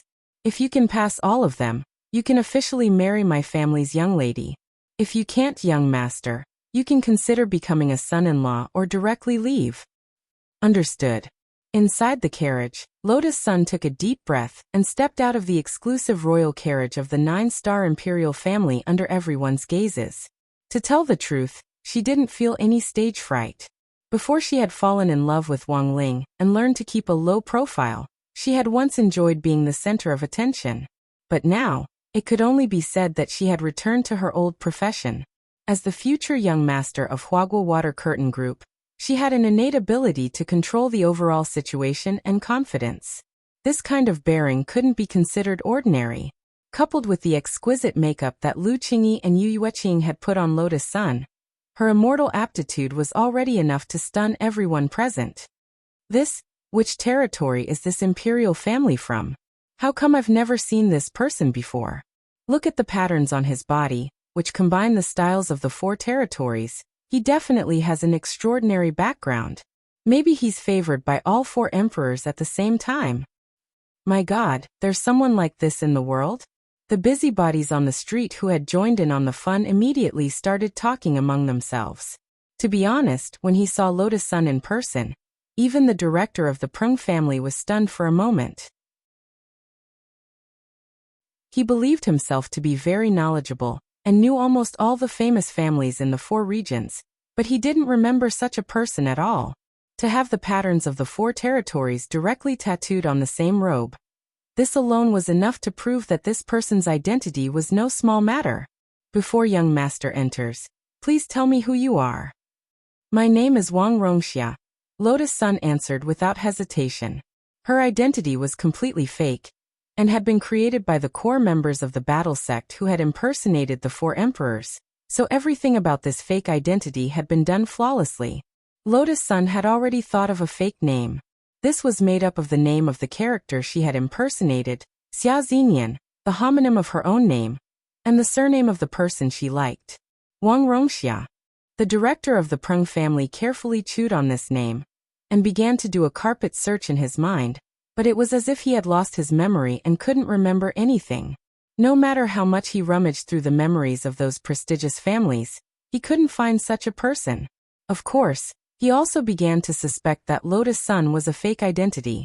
But even if it was a fake identity, the price to pay was a little too high. A Dao ancestor pill as a stepping stone. What kind of wealth was this? It didn't seem fake at all. Thus, the steward of the Prung family finally didn't stop her, and welcomed her in. So it's young master Wang Rongxia. Please come in, young master. In any case, there were still a few more tests, and he didn't think Lotus Sun would be able to pass them. The person in charge of the first test was a middle-aged man who looked like a scholar.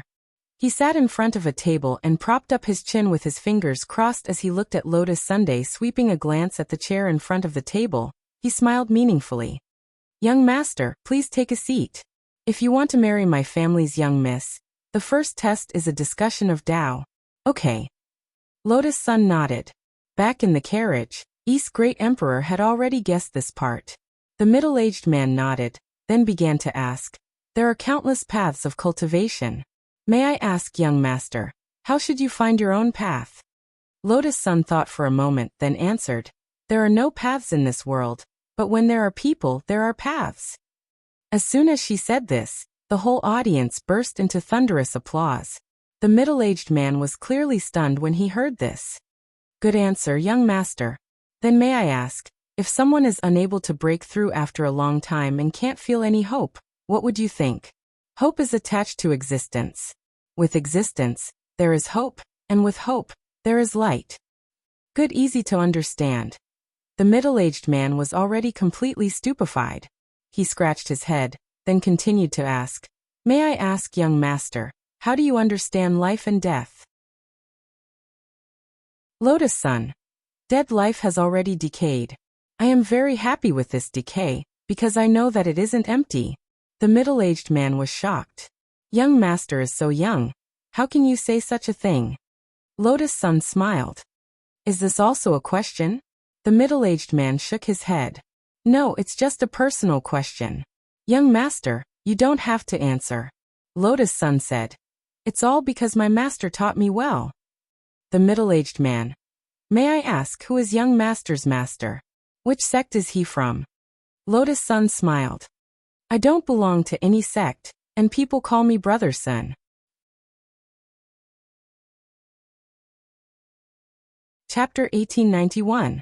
Wednesday, January 7th. Wang Ling and Lotus-san didn't return all night, and didn't report to school the next day, which attracted the attention of the two families. Sunny Yuan paced around anxiously. He only had one granddaughter, but she disappeared without a trace. Most importantly, as far as Sunny Yuan knew, Lotus-san had always been extremely obedient and well-behaved, so there was no way she would disappear for no reason. Now that she had disappeared, however, Sunny Yuan began to feel a strong sense of crisis. The incident with the Shadow Stream killers last year was still vivid in his mind as if it had happened yesterday. His heart was a mess and he didn't know what to do at the moment. He had called Audiobook and found that he had also disappeared. Using his connections, he had finally found Grenade-throwing Senior Immortal. Senior Immortal, I only have one granddaughter. You have to tell me the truth. Do you really not know where she went? Sunny Yuan paced back and forth in front of Grenade-throwing Senior Immortal's desk in the head of Battlesec's office with his hands clasped behind his back. He was sweating profusely because of his ancestral imagination genes. And he was thinking of a lot of terrible things. Don't worry, old man. I've already sent people to look for her. Miss Sun is naturally safe and sound. Grenade-throwing Senior Immortal said reassuringly. In fact, he was also privy to this matter. How could he, as the head of Battlesect, not know where so many core members had been mobilized? As for why they hadn't returned overnight, Grenade-throwing Senior Immortal's guess was that they might have run into some trouble. So he had called Wang Ling last night and realized that he couldn't get through to him. Thus, Grenade-throwing Senior Immortal's guess was that Wang Ling had to be with this group of people on a similar mission. So with Wang Ling around, there was no need to panic at all. It was only a matter of time before they were dealt with. They just needed to be patient and wait for them to reply on their own. Senior Immortal, do you have any basis for this? My Rongrong isn't even at the Golden Core stage. In this big world, it's too easy for Foundation establishment cultivators to get into accidents. If someone bullies her, or, just as Sunny Yuan was thinking of something even more terrifying, Grenade-throwing Senior Immortal hurriedly interrupted him. Old man, don't think too much, he sighed in his heart. It was only because Old Man Sun didn't know Lotus-san's true battle strength that there were a lot of things that he couldn't explain clearly. A Foundation establishment cultivator was being bullied? Of course I don't exist. Your granddaughter has Ling Jinren's backing. It's already good enough that she doesn't bully others. This was the #1 Foundation establishment stage cultivator on Earth. Grenade-throwing Senior Immortal could still vividly remember how he had cut down the old god of the god race with one slash back then. Back then, it hadn't even reached the level of 9 Core's Mysterious Sea. Now, the Mysterious Sea had 9 Heaven's Path magic cubes fused into it. It was practically unstoppable. However, when he answered the phone earlier, he had already expected that Grandpa Sun would do this, so he had already thought of a way to comfort him. After fiddling with it for a bit, Grenade-throwing Senior Immortal took something out of his sleeve. It was a Dao talisman that contained enormous spirit power, and Sunny Yuan's eyes immediately lit up. This is Death Substitute Talisman. Grenade-throwing Senior Immortal said. Actually, this was the surplus that Wang Ling had asked the 2 Life and Death Heavenly Dao brothers to set up last time. It was just that he was now using it as an excuse to comfort someone. He said, I came across this by chance and wanted to give it to Miss Sun as a gift. But Miss Sun wouldn't accept it, so I thought of a way to secretly bind it to her. In other words, the owner of this Death Substitute Talisman is Miss Sunday. The Death Substitute Talisman hasn't been activated yet, which proves that Miss Sun is definitely safe. We just need to increase our search and wait for a reply. Hearing this, Sunny Yuan finally let out a long sigh of relief. That's good, that's good. His nerves eased, and he even forgot to ask about the true origin of this death substitute talisman. After all, it was almost impossible to find anyone in this world who had the ability to draw this kind of Dao talisman. Looking at Sun Yuan's relieved expression, Grenade-throwing Senior Immortal had mixed feelings in his heart. Looking up at the sky, he felt that Crispy Noodles Dao Monarch, whom he had sent out earlier, should already have news from Wang Ling. As a real clone, Crispy Noodles Dao Monarch's thoughts and consciousness were completely independent, but he could still sense the original body. Thus, he had very easily found the apartment building where Li Xian lived, and from the security guard at the entrance, he had more or less guessed what had happened. Because this apartment building was now part of Huagua Water Curtain Group's property, Crispy Noodles Dao Monarch's first guess was that Wang Ling and Lotus Sun had definitely come here to investigate this Li Xian, and had definitely found something in the apartment building. Choosing a small, secluded corner near the apartment building, Crispy Noodles Dao Monarch enlarged his spiritual senses, and relying on his amazing senses, he used a kind of teleportation technique to accurately pinpoint Wang Ling's location. At the same time, the three members of the Eternal Imperial family, the Skeleton Prince, the Lion Man and Meng Liuli, who had been standing guard next to Wang Ling, were all shocked. After a moment of embarrassment, Meng Liuli looked at Crispy Noodles Dao Monarch, who looked very much like Wang Ling, and asked with a look of sudden realization, "You're Ling Zhenren's clone? No, you look more like a real clone." As a member of the Eternal Imperial family, Meng Liuli had a certain level of knowledge. Seeing that these three people were concentrating on standing guard for Wang Ling, Crispy Noodles Dao Monarch relaxed a little. He could tell that these three people didn't have any ill intentions, otherwise they would have already attacked him the moment he landed. "I understand, you must be worried because you couldn't find Ling Zhenren, right? Don't worry, Ling Zhenren is fine. He just followed the path of this mysterious character into the world it's in." The Lion Man's rough voice rang out. They were truly very serious as they worked exceptionally hard to protect Wang Ling, abiding by their duty as guards. Crispy Noodles Dao Monarch couldn't help but laugh at their hard work. But now that they had finally found Wang Ling's whereabouts, he heaved a long sigh of relief. He immediately took out his phone, intending to report back. The text had been sent to Grenade-throwing Senior Immortal, Father Wang and Wang Muyu. "I found Ling Ling. I knew this kid would be fine," Father Wang said after looking at his phone. "Then what did the school teachers say?" Mother Wang didn't know whether to laugh or cry. "This child, he didn't even tell us that he wasn't coming back tonight. Even if he's trying to safeguard world peace, he should at least have sent a text. He probably ran into some kind of trouble and couldn't keep track of the time. But it's fine," Father Wang said. "If there really is a problem, Aran can go and help at any time." Yeah. On the other side, Wang Wan had already put on a diaper and was ready to go.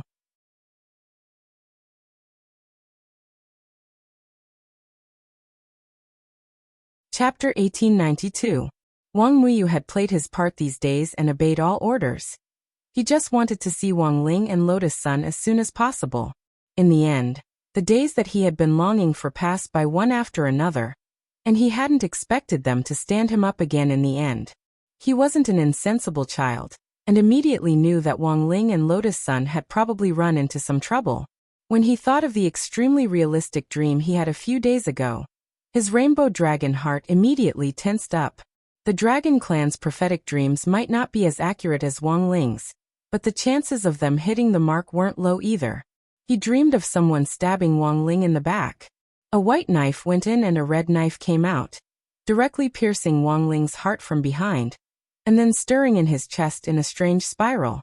Wang Muyu had been startled awake by this nightmare, drenched in sweat.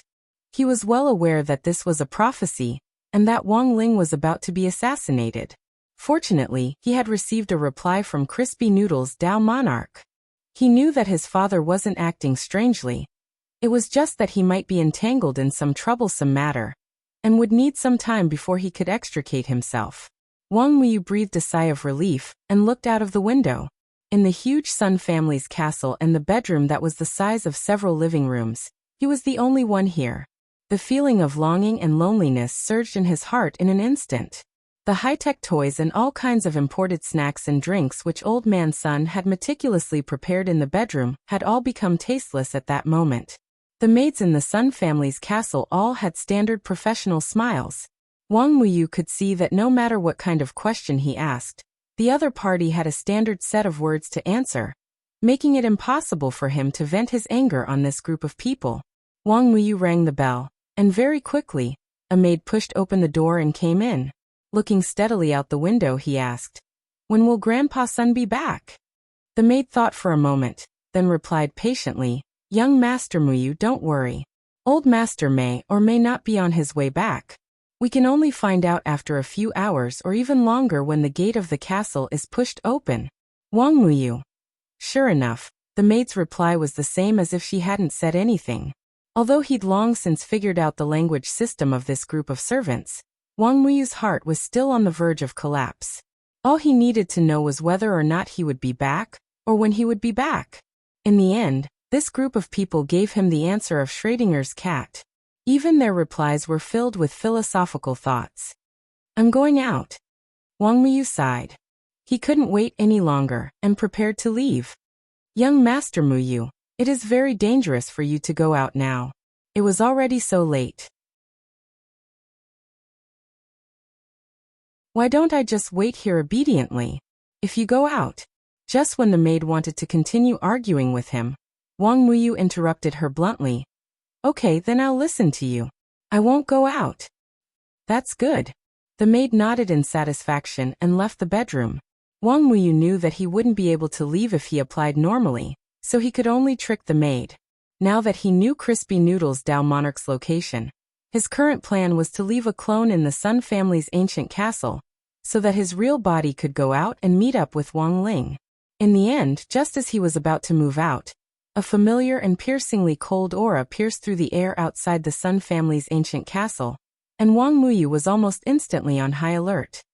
He couldn't retract the 7-colored dragon horns on his head, and under the sudden pressure, they instantly grew out from the 2 horns on his forehead.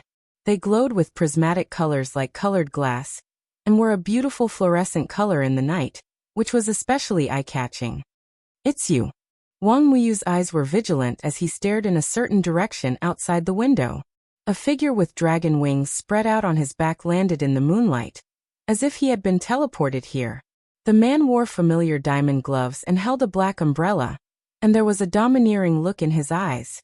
Wang Muyu hadn't expected Clear Swamp to choose this time to appear again. The matter with the holy race hadn't been fully resolved, and these resurrected dragon descendants had come to pick a fight again. Wang Muyu was a little annoyed, but the main reason was that his trip had been blocked. He wanted to see Wang Ling, but had been stopped at this time. Crossing his arms, Clear Swamp smiled coldly in the air. "Every debt has a debtor. The other people in this castle have nothing to do with me. As long as you come with me, it's fine." "Do you still want to get beaten up?" Wang Muyu stared at Clear Swamp. "You're no match for me on your own. You haven't fully matured yet. As long as that person isn't here, it's hard to say who will emerge victorious." Clear Swamp smiled.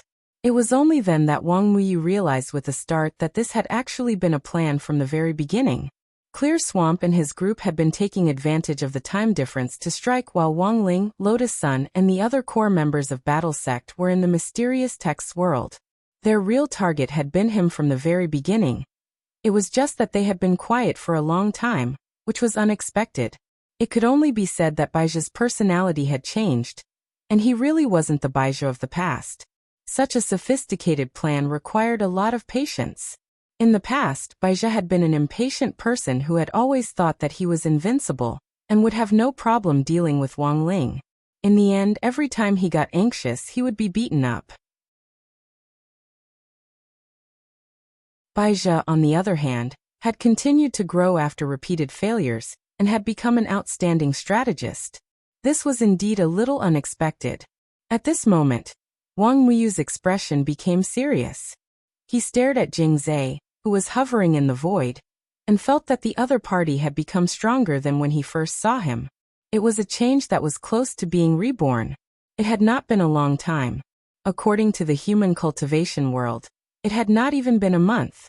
Yet it had grown to such an extent. But Wang Muyu didn't panic. Clear Swamp had indeed become stronger, but while it looked like he had been playing around, he had actually been going through all kinds of hard training. It looks like you don't want to go with me, so I'll have to take you back by force. In the next second, Clear Swamp attacked. He showed no mercy as he attacked with lightning. With a snap of his fingers, thunder surged in the sky, and tens of thousands of lightning bolts turned into a cage that enveloped Wang Muyu. Humph! Wang Muyu snorted. He opened the window and his little body directly jumped out. In the next moment, the magnificent rainbow dragon descendant behind him spread out to form an impenetrable barrier in front of him. The moment the electric cage approached, Wang Muyu directly flapped his dragon wings and smashed it to pieces. He was a master of the 10,000 dragon gene. Wang Muyu thought that Clear Swamp was indulging in fantasy if he thought that this electric cage could trap him. But his expression didn't relax from beginning to end. Looking at Clear Swamp's calm expression, he felt that the other party had come prepared, and there might be even more unexpected things waiting for him. What should I do? Should I look for Auntie Nguyen? That was what Wang Muyu thought at that moment.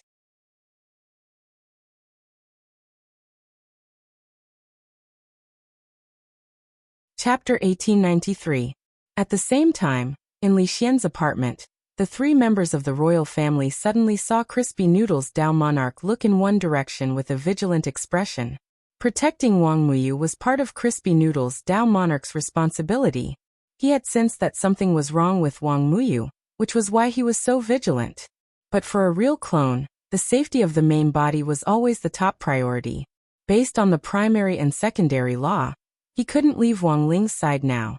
Even though Wang Ling had 3 guardians of the eternal imperial family, he still didn't feel that this was stable enough. Crispy Noodles Dao Monarch. If you have something to do, you can go first. We're here, the skeleton prince volunteered.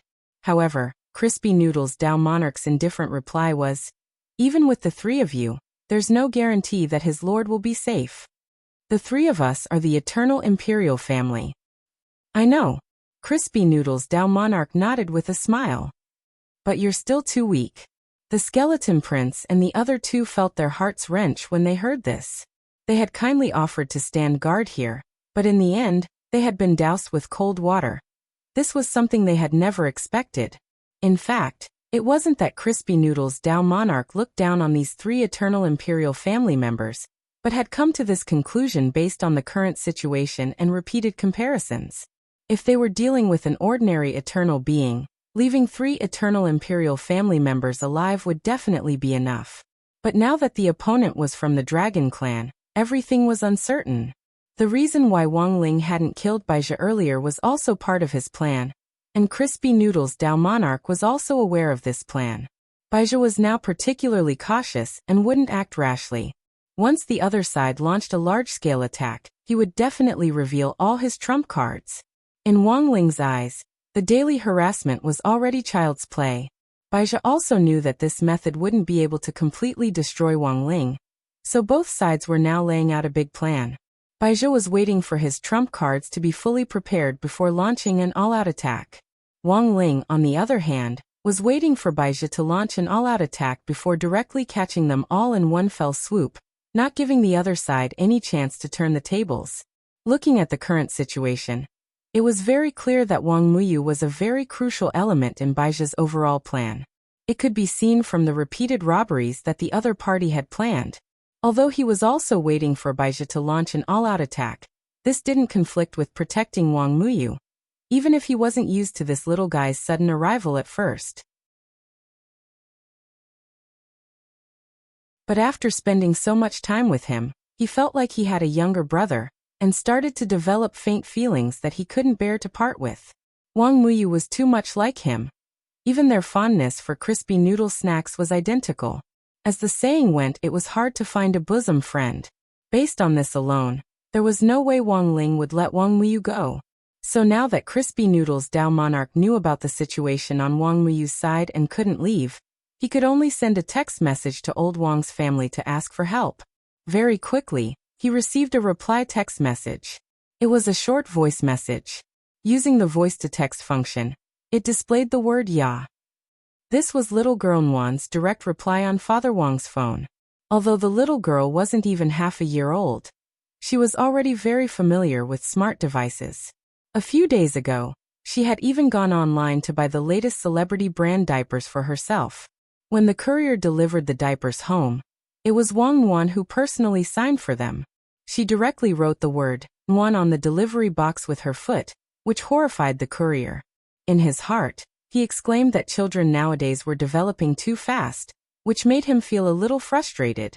When he was half a year old, he didn't even know how to sit. This little girl actually knew how to shop online and sign for deliveries on her own. This was too outrageous. It's a message from Crispy Noodles. They said something happened at the Sun family's castle. Father Wang looked at Wang Yuan. The child in front of him wasn't even half a year old, but was already shouldering the heavy responsibility of saving the world. For a moment he was inexplicably moved. He picked little girl Yuan up and looked at her lovingly. Yuan, don't force yourself too much. Are you too tired? Wang Yuan shook her head at lightning speed. Although she was only half a year old, she already understood the principle that with great power came great responsibility. As his younger sister, she could directly feel how good he was to her. It was precisely because of this that now that her big brother was in trouble, she naturally had to help him as his younger sister. But once he left, Father Wang and Mother Wang's safety would be unguaranteed. So before she officially left, Wang Yuan left her shadow behind and hid it under the sofa in old Wang's house. Dragon breath filled the sky as the huge shadow of a dragon soared through the sky. Dozens of lightning dragons coiled high in the sky, and dark clouds covered the sky as if they were about to collapse. This was the power of Pure Zay's core world. Wang Muyu was well aware that he had already fallen into another of Pure Zay's cages, but this was of his own accord, because it was better than hurting innocent people. As for Jing Zay, he fulfilled his promise. He didn't attack the innocent and only targeted him. Wang Muyu knew that this was a kind of arrogance that stemmed from being a descendant of the dragon clan. Wang Muyu still had a trace of hope for the lightning dragon. He believed that the lightning dragon had a sense of justice and was just being used. At that moment in the core world, Pure Zay was the ruler and god of this world, and possessed an even more powerful sense of oppression. Wang Muyu felt that it would be very difficult to persuade such a god with words. So I have no choice but to beat you into submission? At that moment, Wang Muyu sighed in his heart. As Pure Zay had said, he hadn't fully matured yet, but he had improved a lot during this time. Although he had yet to experience what it felt like to fight against the pressure of the core world, he felt that since his dad could ignore the power of other people's core worlds, he could do the same. Buzz. In the blink of an eye, rainbow glass dragon breath surrounded Wang Ling's body, and elemental dragons of different colors hovered around him. Colorful dragon wings spread out at that moment, and with a kind of light, Wang Ling looked like a beautiful splash ink painting with the charm of an ancient dragon. Wang Muyu had grown up. The dragon breath in his body was purer than when he had been born, and Pure Zay was greatly shocked by this astonishing rate of growth. Even though he didn't show it on the surface, Wang Muyu's growth made him suddenly realize why Baizha had racked his brains to snatch Wang Muyu back. At that moment, he understood everything. Because Wang Muyu was the hope for the revival of the Dragon Clan. The hope for the Dragon Clan to become the overlord of the universe again.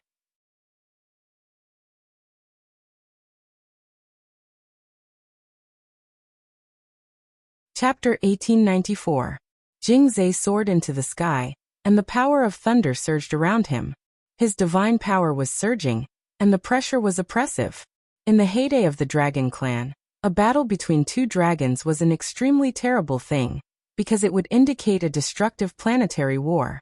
However, in Jing Zay's inner world, with the help of the eternal moon starlight bestowed by Baizha, his entire inner world had been strengthened.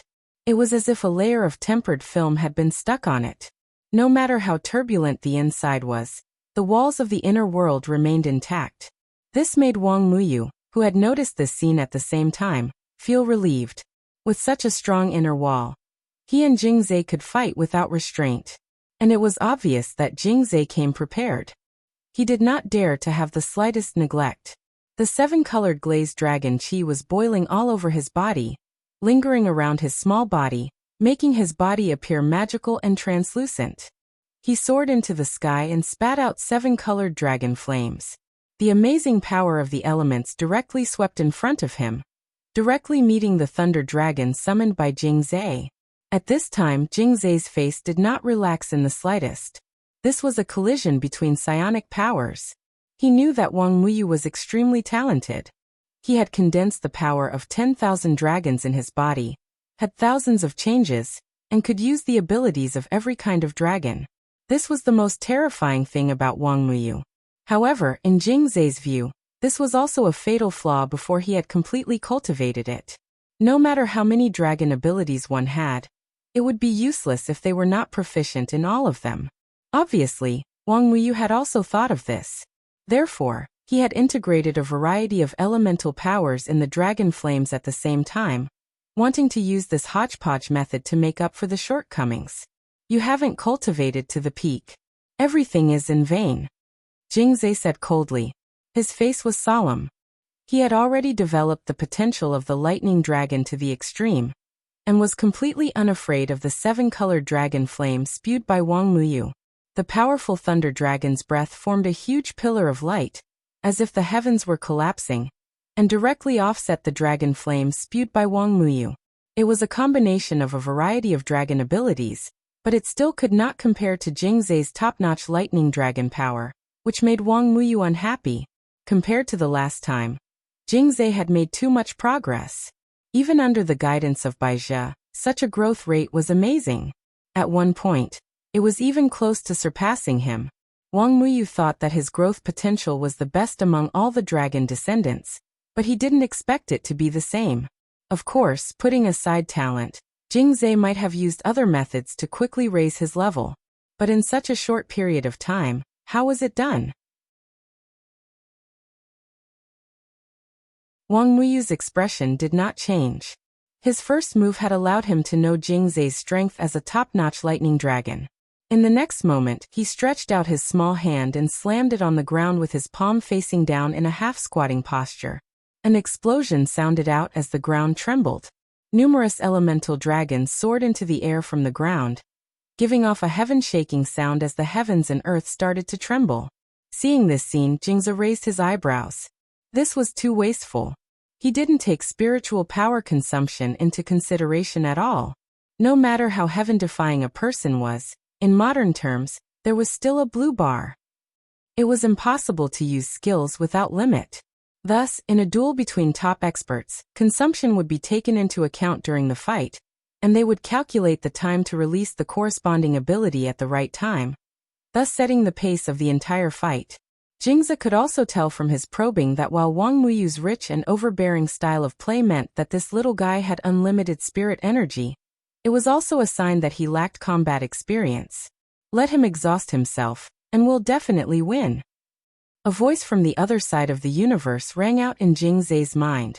It was a familiar man's voice, and if Wang Ling had been present, he would have easily recognized this person. On the other side of the universe, a huge dragon the size of a star was entrenched there. Emitting holy moonlight, it issued commands from the depths of the infinite Milky Way as it remotely commanded Jingzai. This was a type of long-range microcontrol. Baizhi had entered the field. Jingzai didn't obstruct Baizhi's judgment, and instead used his own methods to provide support and assistance. In order to divert Wang Ling's attention, he had painstakingly planned this eternal chess game in order to bring Wang Muyu back. Wang Muyu was the most crucial chess piece in his plan. Today, he had chosen to let Jingzai take action, and he himself was personally in command. This was a determined attitude. With someone backing him, Jingzai naturally had nothing to fear. He opened his black umbrella, and at that moment, activated its other form. Wang Muyu's eyes were shaken. He hadn't expected this black umbrella to actually have a bow form. The moment the black umbrella opened, the ribs rearranged themselves under Jingzai's control to turn into a pitch-black bow and arrow wrapped in black lightning. The handle of the umbrella separated on the spot, and the hook at the end spun to perfectly latch onto the black umbrella's bowstring, directly turning it into a giant arrow. The endless power of lightning jumped and surged on the bow and arrow, as if it had absorbed the power of lightning from the entire universe. Then, boom! With a deafening explosion, Jingzai abruptly fired the bow and arrow that the black umbrella had turned into with tremendous power. Space shattered inch by inch as it whistled through the air, and even the inner wall of the core world started to shake under the tremendous impact. If it wasn't for Baijia's support in secret, the core world might have already collapsed. With astonishing power, the giant arrow streaked across the sky with an overbearing momentum as it directly pierced through Wang Muyu and the elemental dragon that he had summoned. Then, guided by Jingzai's lightning, the lightning arrow returned to his hand in the blink of an eye, becoming a perpetual motion, like a bullet that would never run out of bullets. The elemental dragons that Wang Muyu had summoned came in all shapes and sizes, and filled this small space. However, Jingzai had used his black umbrella to transform it into a bow and arrow to destroy them one by one, which was something Wang Muyu had never expected. To Wang Muyu's horror, Jingzai's arrow did not simply pierce through his elemental WYREM. Instead, it seemed to have absorbed the power of the elemental WYREM every time it was retracted. The power was like a stream that was constantly being superimposed on the arrow. By the time Wang Muyu saw through Jingzai's intentions and wanted to retrieve the elemental dragon, it was already too late. Jingzai, who had already dealt with the last elemental dragon, had already aimed the arrow at Wang Muyu. Then he pulled the bow fully and released it.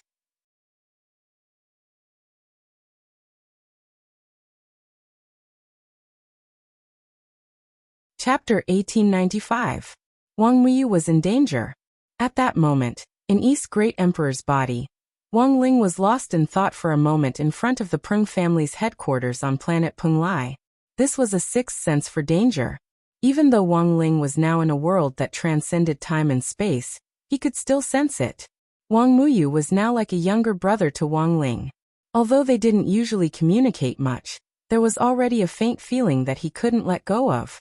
Wang Ling had always been very wooden, and didn't understand what this feeling was, but he knew that he would never just send Wang Muyu to Baijia.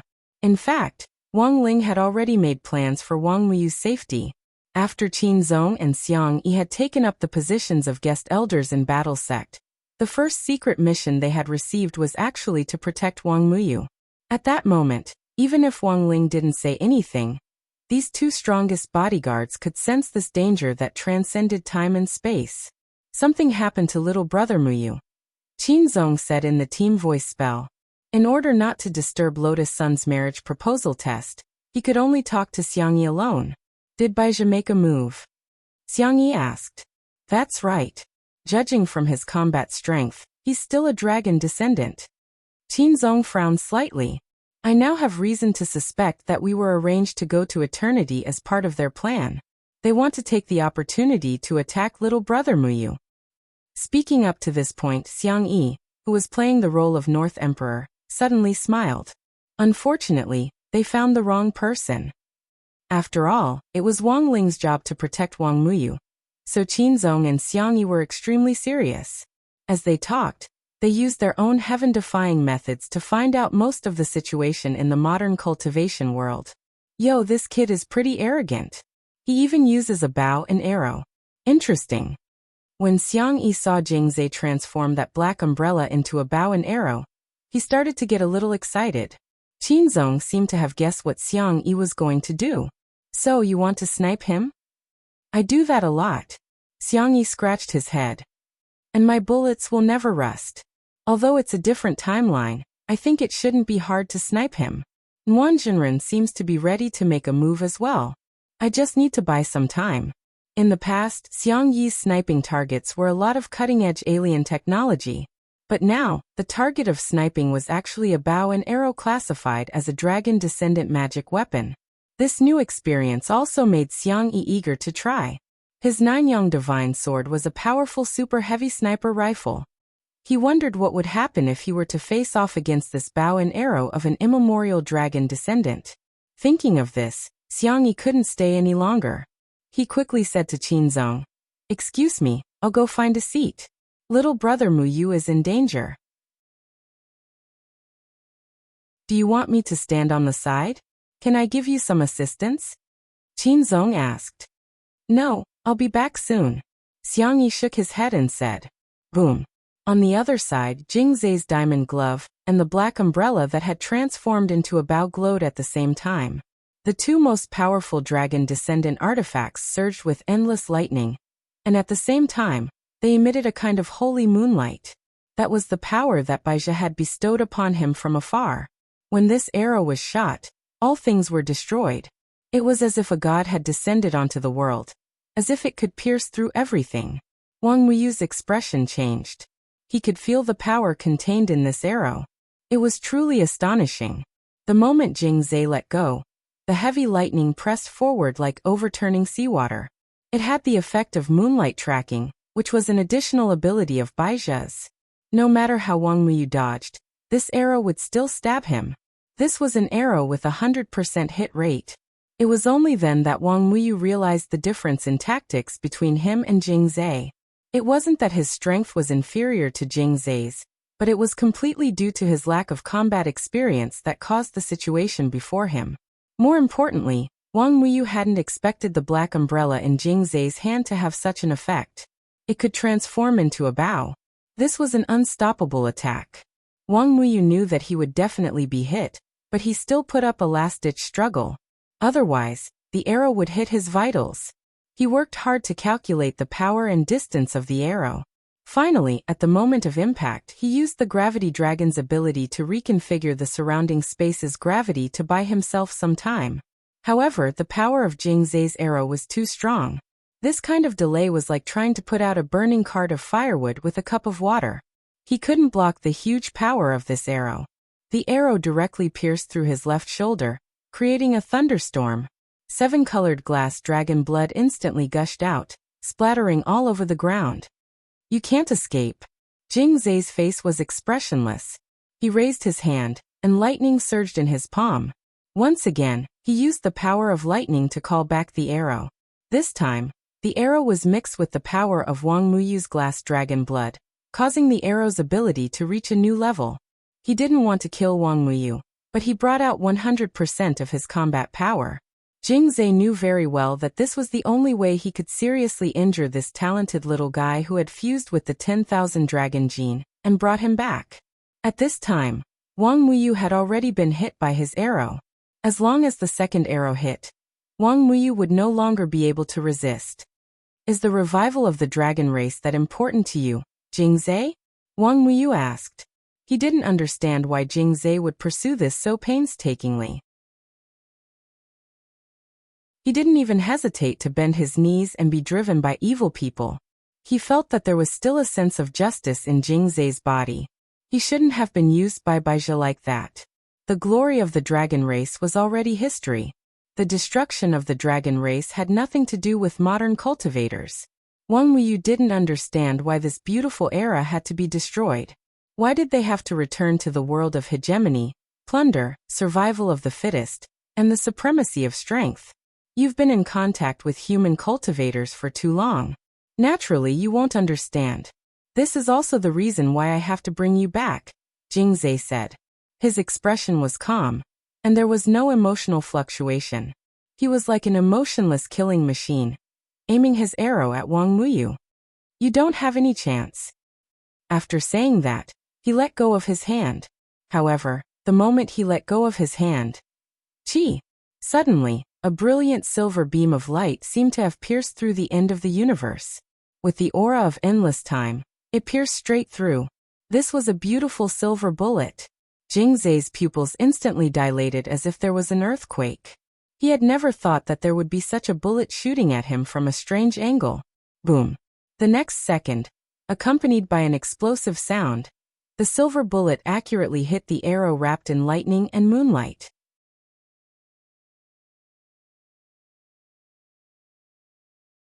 Chapter 1896.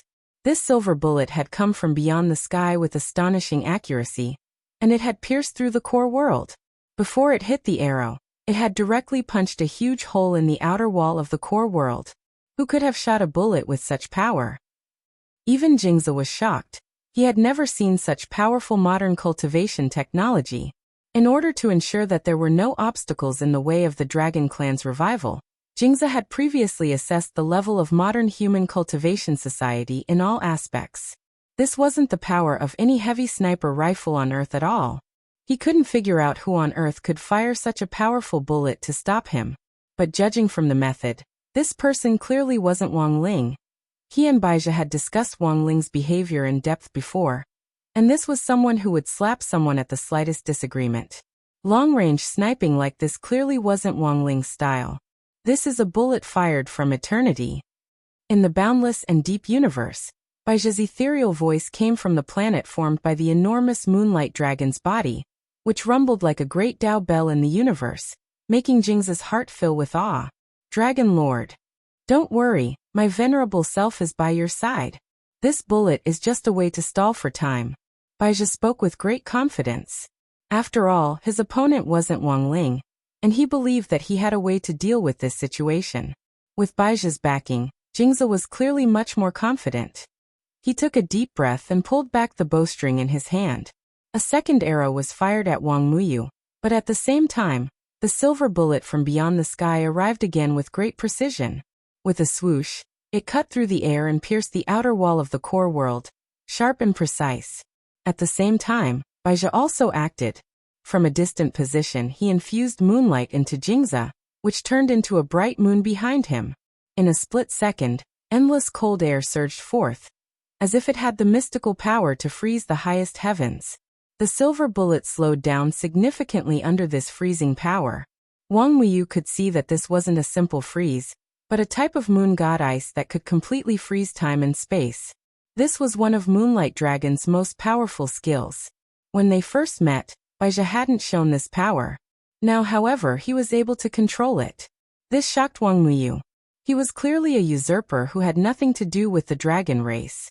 He had merely taken the identity of a moonlight dragon, yet he had been able to comprehend the dragon race's ultimate technique to this level. Boom! Wang Muyu opened his mouth and spat out a glass-like flame. This was originally the dragon race's restraining technique to neutralize moon god ice. When the moon god ice met the colored glass flame, one could clearly feel the moon god ice evaporating under the colored glass flame's heat. However, Wang Muyu's proficiency with the colored glass flame was clearly not high, and one could feel that he was already working very hard to spit out fire. However, Baizhi's moon god ice was a level higher. Under the powerful freezing power, the colored glass flame's restraining effect was like trying to put out a cart of firewood with a cup of water. Is this the pride of the dragon clan that you spoke of, Jingza? Wang Muyu was furious. As a descendant of the dragon race, he had to watch as someone who didn't belong to the dragon clan usurped the throne. This made him very angry. He asked loudly in a childish voice. His voice seemed to emanate from his bones, and it had a natural and clean quality to it. This caused Jingza's gaze to change slightly. However, he quickly recovered his cold expression and stared at Wang Muyu. As long as the dragon clan can rise again, it doesn't matter to me who the leader is. He replied to Wang Muyu. Crack! Everything happened in an instant. Under Baizhi's cover, the moon god ice spread along the trajectory of the second silver bullet. It froze everything around it and froze the bullet in the air. However, the next second, there was a huge explosion in the air. Jingza hadn't expected the second bullet to be a spell trap. As soon as it was stopped by an external force, it would immediately explode. A huge mushroom cloud rose up from the core world. The powerful shockwave affected the arrow's trajectory, causing Jingza's second arrow to miss. I knew it would be like this.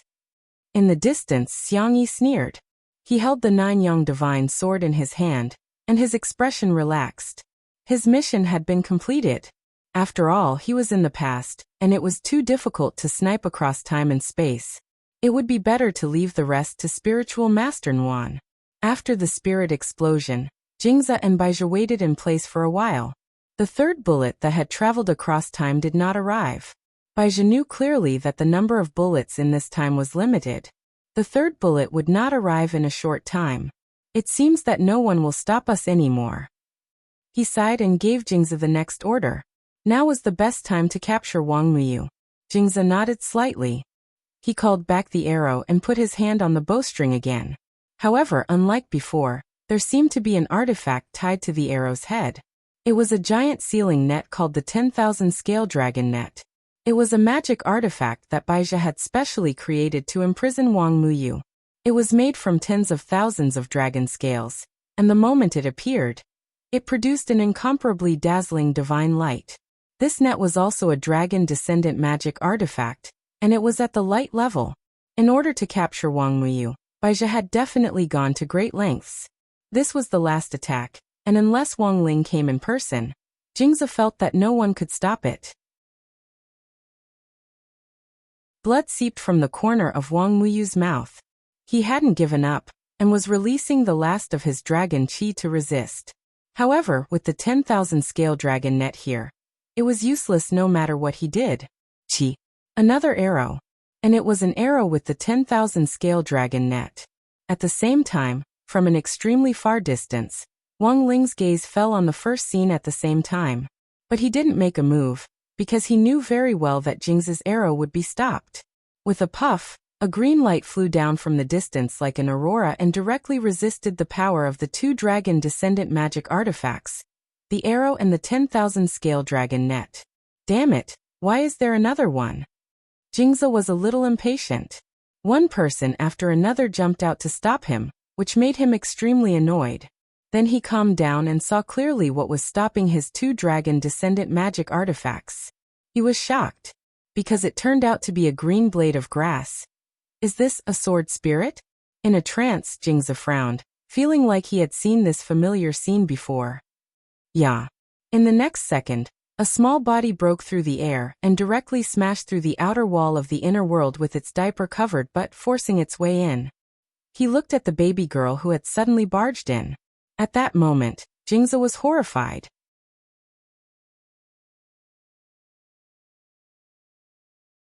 Chapter 1897. The moment Lung Ming and Wang Nuan arrived, Jingzi cursed in his heart, because in just a few short minutes, the outer walls of his inner world had already been broken through one after another. If it wasn't for the eternal moon starlight, which had a certain self-healing effect, the outer walls of his inner world would already be riddled with holes. Yeah, Wang Nuan appeared. Her small body contained a tremendous amount of spirit power, and Jingzi was completely taken aback. It wasn't that he and Baizha had forgotten this. They had already seen how terrifying this little girl was. It was just that she was too young, and they had thought that even if Wang Nuan took action, they would be able to handle her. But now, Baizha and Jingzi realized that they had still underestimated this little girl's ability to grow. This terrifying little girl's aura was too ferocious. She wasn't even half a year old, but she was like a prehistoric beast. Every day, her body underwent earth-shattering changes. What would happen if she grew up? Thus, in that instant, Baizha had the feeling that even if Wang Ling was now trapped in the eternal world, the fear of being at the mercy of the old Wang family came back to haunt him. But he refused to admit it, and thought that the person he was facing was just a baby who was nothing to be afraid of. He immediately ordered Jingzi, "Catch Wang Muyu and kill her." Seeing a tiny baby body standing in front of another tiny body, he roared furiously. Without any hesitation, he gave Jingzi a death order. Wang Nuan was too strong. The most logical course of action was to kill her before she fully matured. As he spoke, Jingzi attacked again. The arrow in his hand turned into an astonishing electric dragon with a radius as large as a small mountain, as it swiftly flew toward Wang Nuan. However, all their attention was focused on Wang Nuan, and they ignored the little green grass that had arrived at the same time as her. Lung Ming had become stronger and his body had become sturdier as he continued to cultivate in the Sword King world. He leaped through the air like a fairy, fearless in the face of Jingzi. A little grass could cut down the sun, the moon, and the stars, and Lung Ming could do it now. What was even more surprising to Jingzi was that this powerful little grass, Lung Ming was naturally unafraid of lightning. He charged directly at the lightning dragon. The emerald green sword light burst forth from below, like an Arctic meteor transforming into a huge grass dragon, colliding with the lightning dragon. Then the lightning dragon and the arrow were completely swallowed up. Lung Ming's strength had once again exceeded the scope of Jingzi's understanding. He had seen this blade of grass before, but it was far from being as difficult to deal with as it was now. Coupled with Lung Ming's natural restraining ability, Jingzi was at a loss for a moment. He knew that the 5 elements restrained each other, so he tried to use thunder and lightning to detonate the divine fire to burn Lung Ming.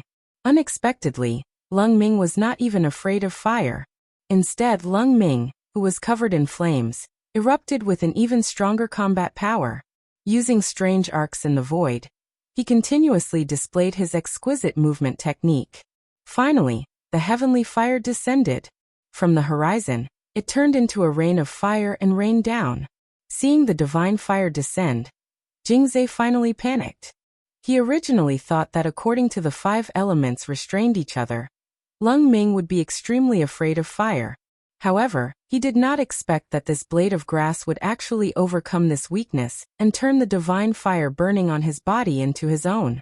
He gritted his teeth and was forced to change the bow and arrow in his hand back into the form of the black umbrella to block the divine fire shower in front of him. There was a time limit for the black umbrella's transformation, and there was a period of time between each transformation. This also meant that Jingzai would not be able to use that troublesome bow and arrow for a period of time. Having achieved his goal, Lung Ming landed on the ground and took root. He calmly watched as the divine fire burned his body to ashes. Was he committing suicide? No. In the distance, Jingzai narrowed his eyes. He realized that the land where Lung Ming was had been burned bare. However, at this moment, a gust of wind blew past, and the emerald green grass on the ground emerged once again. This was the spring wind brings life again spell, a consummate skill that Lung Ming had comprehended from the Sword King world. As long as there was land, he didn't fear any fire. Fire indeed restrained him, including the piercing pain when the divine fire had burned him just now. However, he had now cultivated to a level where he could face it calmly. At that moment, Jingzai felt a little overwhelmed. He couldn't even break through a sword spirit, let alone deal with the baby behind him. With Lung Ming's help, Wang Muan had already taken care of Wang Muyu's injuries. It was only then that Wang Muyu realized to his shock that his Auntie Nuan's diapers weren't ordinary diapers. They were simply a mobile magic treasure trove that could be used in anything. She took out all kinds of bottles and jars of medicine, and without saying a word, she directly opened the caps and poured them into Wang Muyu's mouth. These bottles and jars were all elixirs that he had refined in his spare time. Almost all of them were crispy noodle snacks, and when Wang Muyu ate them, he felt a sense of familiarity. As a descendant of the 10,000 dragons, Wang Muyu's greatest advantage was that he had a strong physique, and wouldn't die no matter how many supplements he took. Given this situation, Wang Muan didn't care about the effects at all, and directly sat on Wang Muyu's body and fed him bottle after bottle. This could definitely be called the most powerful feeding in history. After all, Wang Ling had refined these elixirs, and their effects alone were several times stronger than those of ordinary elixirs. Thus, when the effects of these supplements collided in Wang Muyu's body, he felt as if a grand fireworks party was going on inside him, and countless fireworks started to collide inside him. Not only had Jingzai's arrow wound healed at a speed visible to the naked eye, Wang Muyu had even vaguely sensed that he was about to break through. After pouring out the last bottle of pills, Wang Muan thought that she had completed the first step of her work. She turned and flew down from Wang Muyu's body. She stood upright and floated in the void, staring at the cleansing lake in the void. This was the gaze of the master of Shadow Dao, and it made Jingzai's hair stand on end. At that moment, Wang Muan had already decided to do it herself. With a wave of her hand, she summoned Lung Ming to her side, then climbed onto Lung Ming's sturdy shoulder and directly commanded her sword spirit as a mount. Lung Ming's little face was full of care and love. He completely obeyed Wang Muan's instructions and gave her complete command. This was also a disguised form of becoming one with the sword, which gave Jingzai an ominous feeling. Boom! In the next moment, Wang Muan made her move. Riding on Lung Ming's shoulder, the two figures arrived almost instantaneously, so fast that Jingzai couldn't react. A small palm slapped forward and landed precisely on the right side of Jingzai's face, instantly cracking his teeth.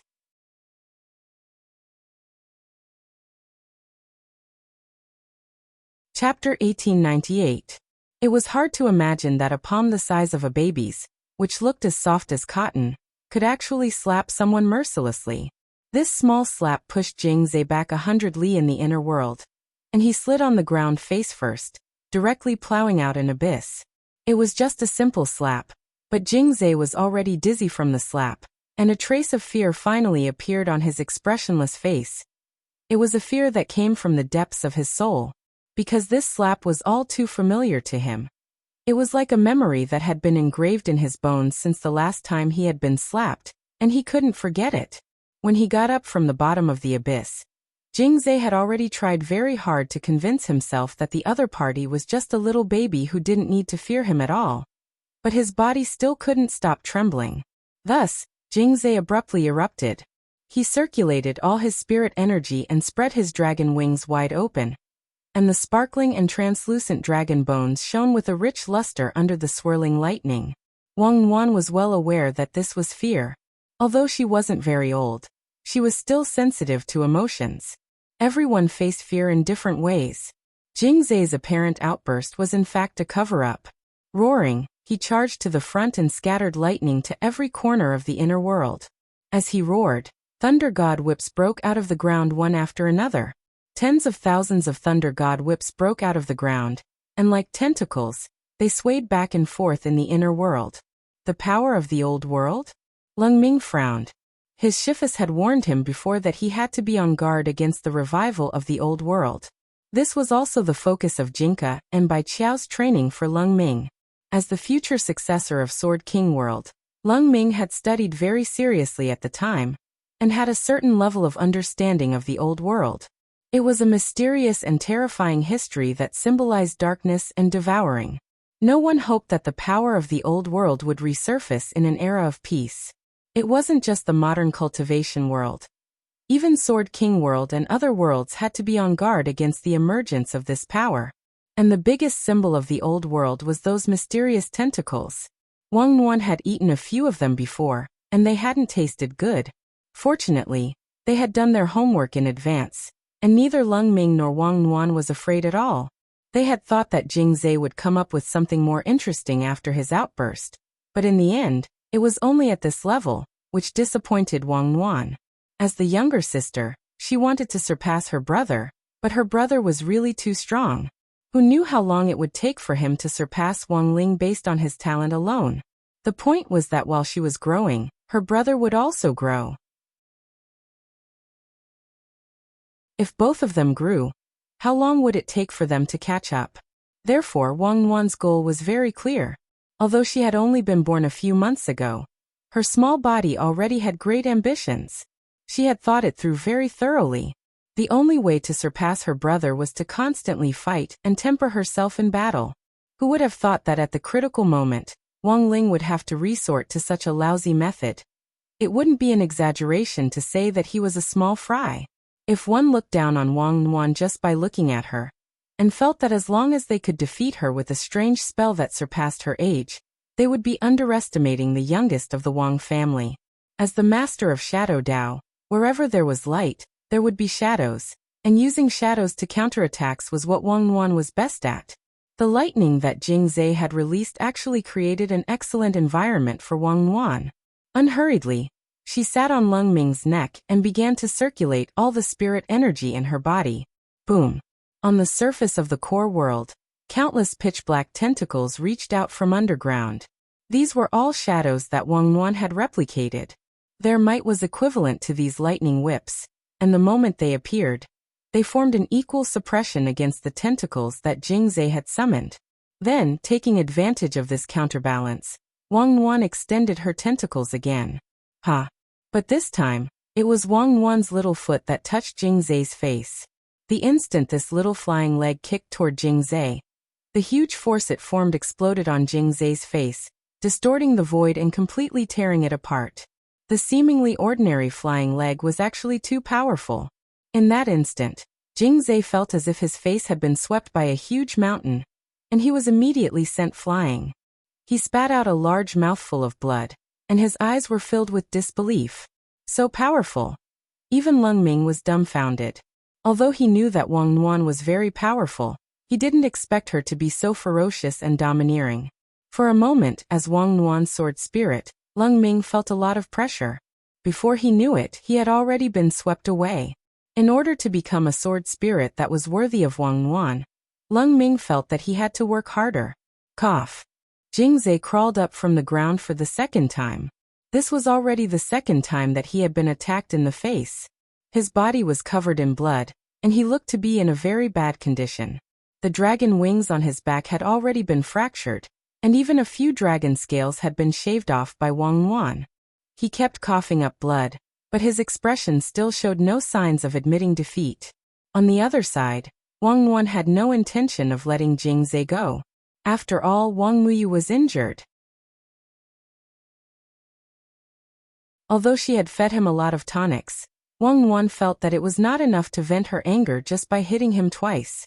Therefore, after hitting Jingzai twice, she was actually waiting for Jingzai's injuries to recover.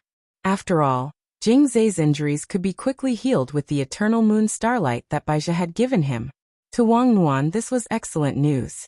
Because Jingzai's rapid recovery meant two things. One was that he could let her fight to her heart's content. On the other hand, it was a very special way to gain combat experience.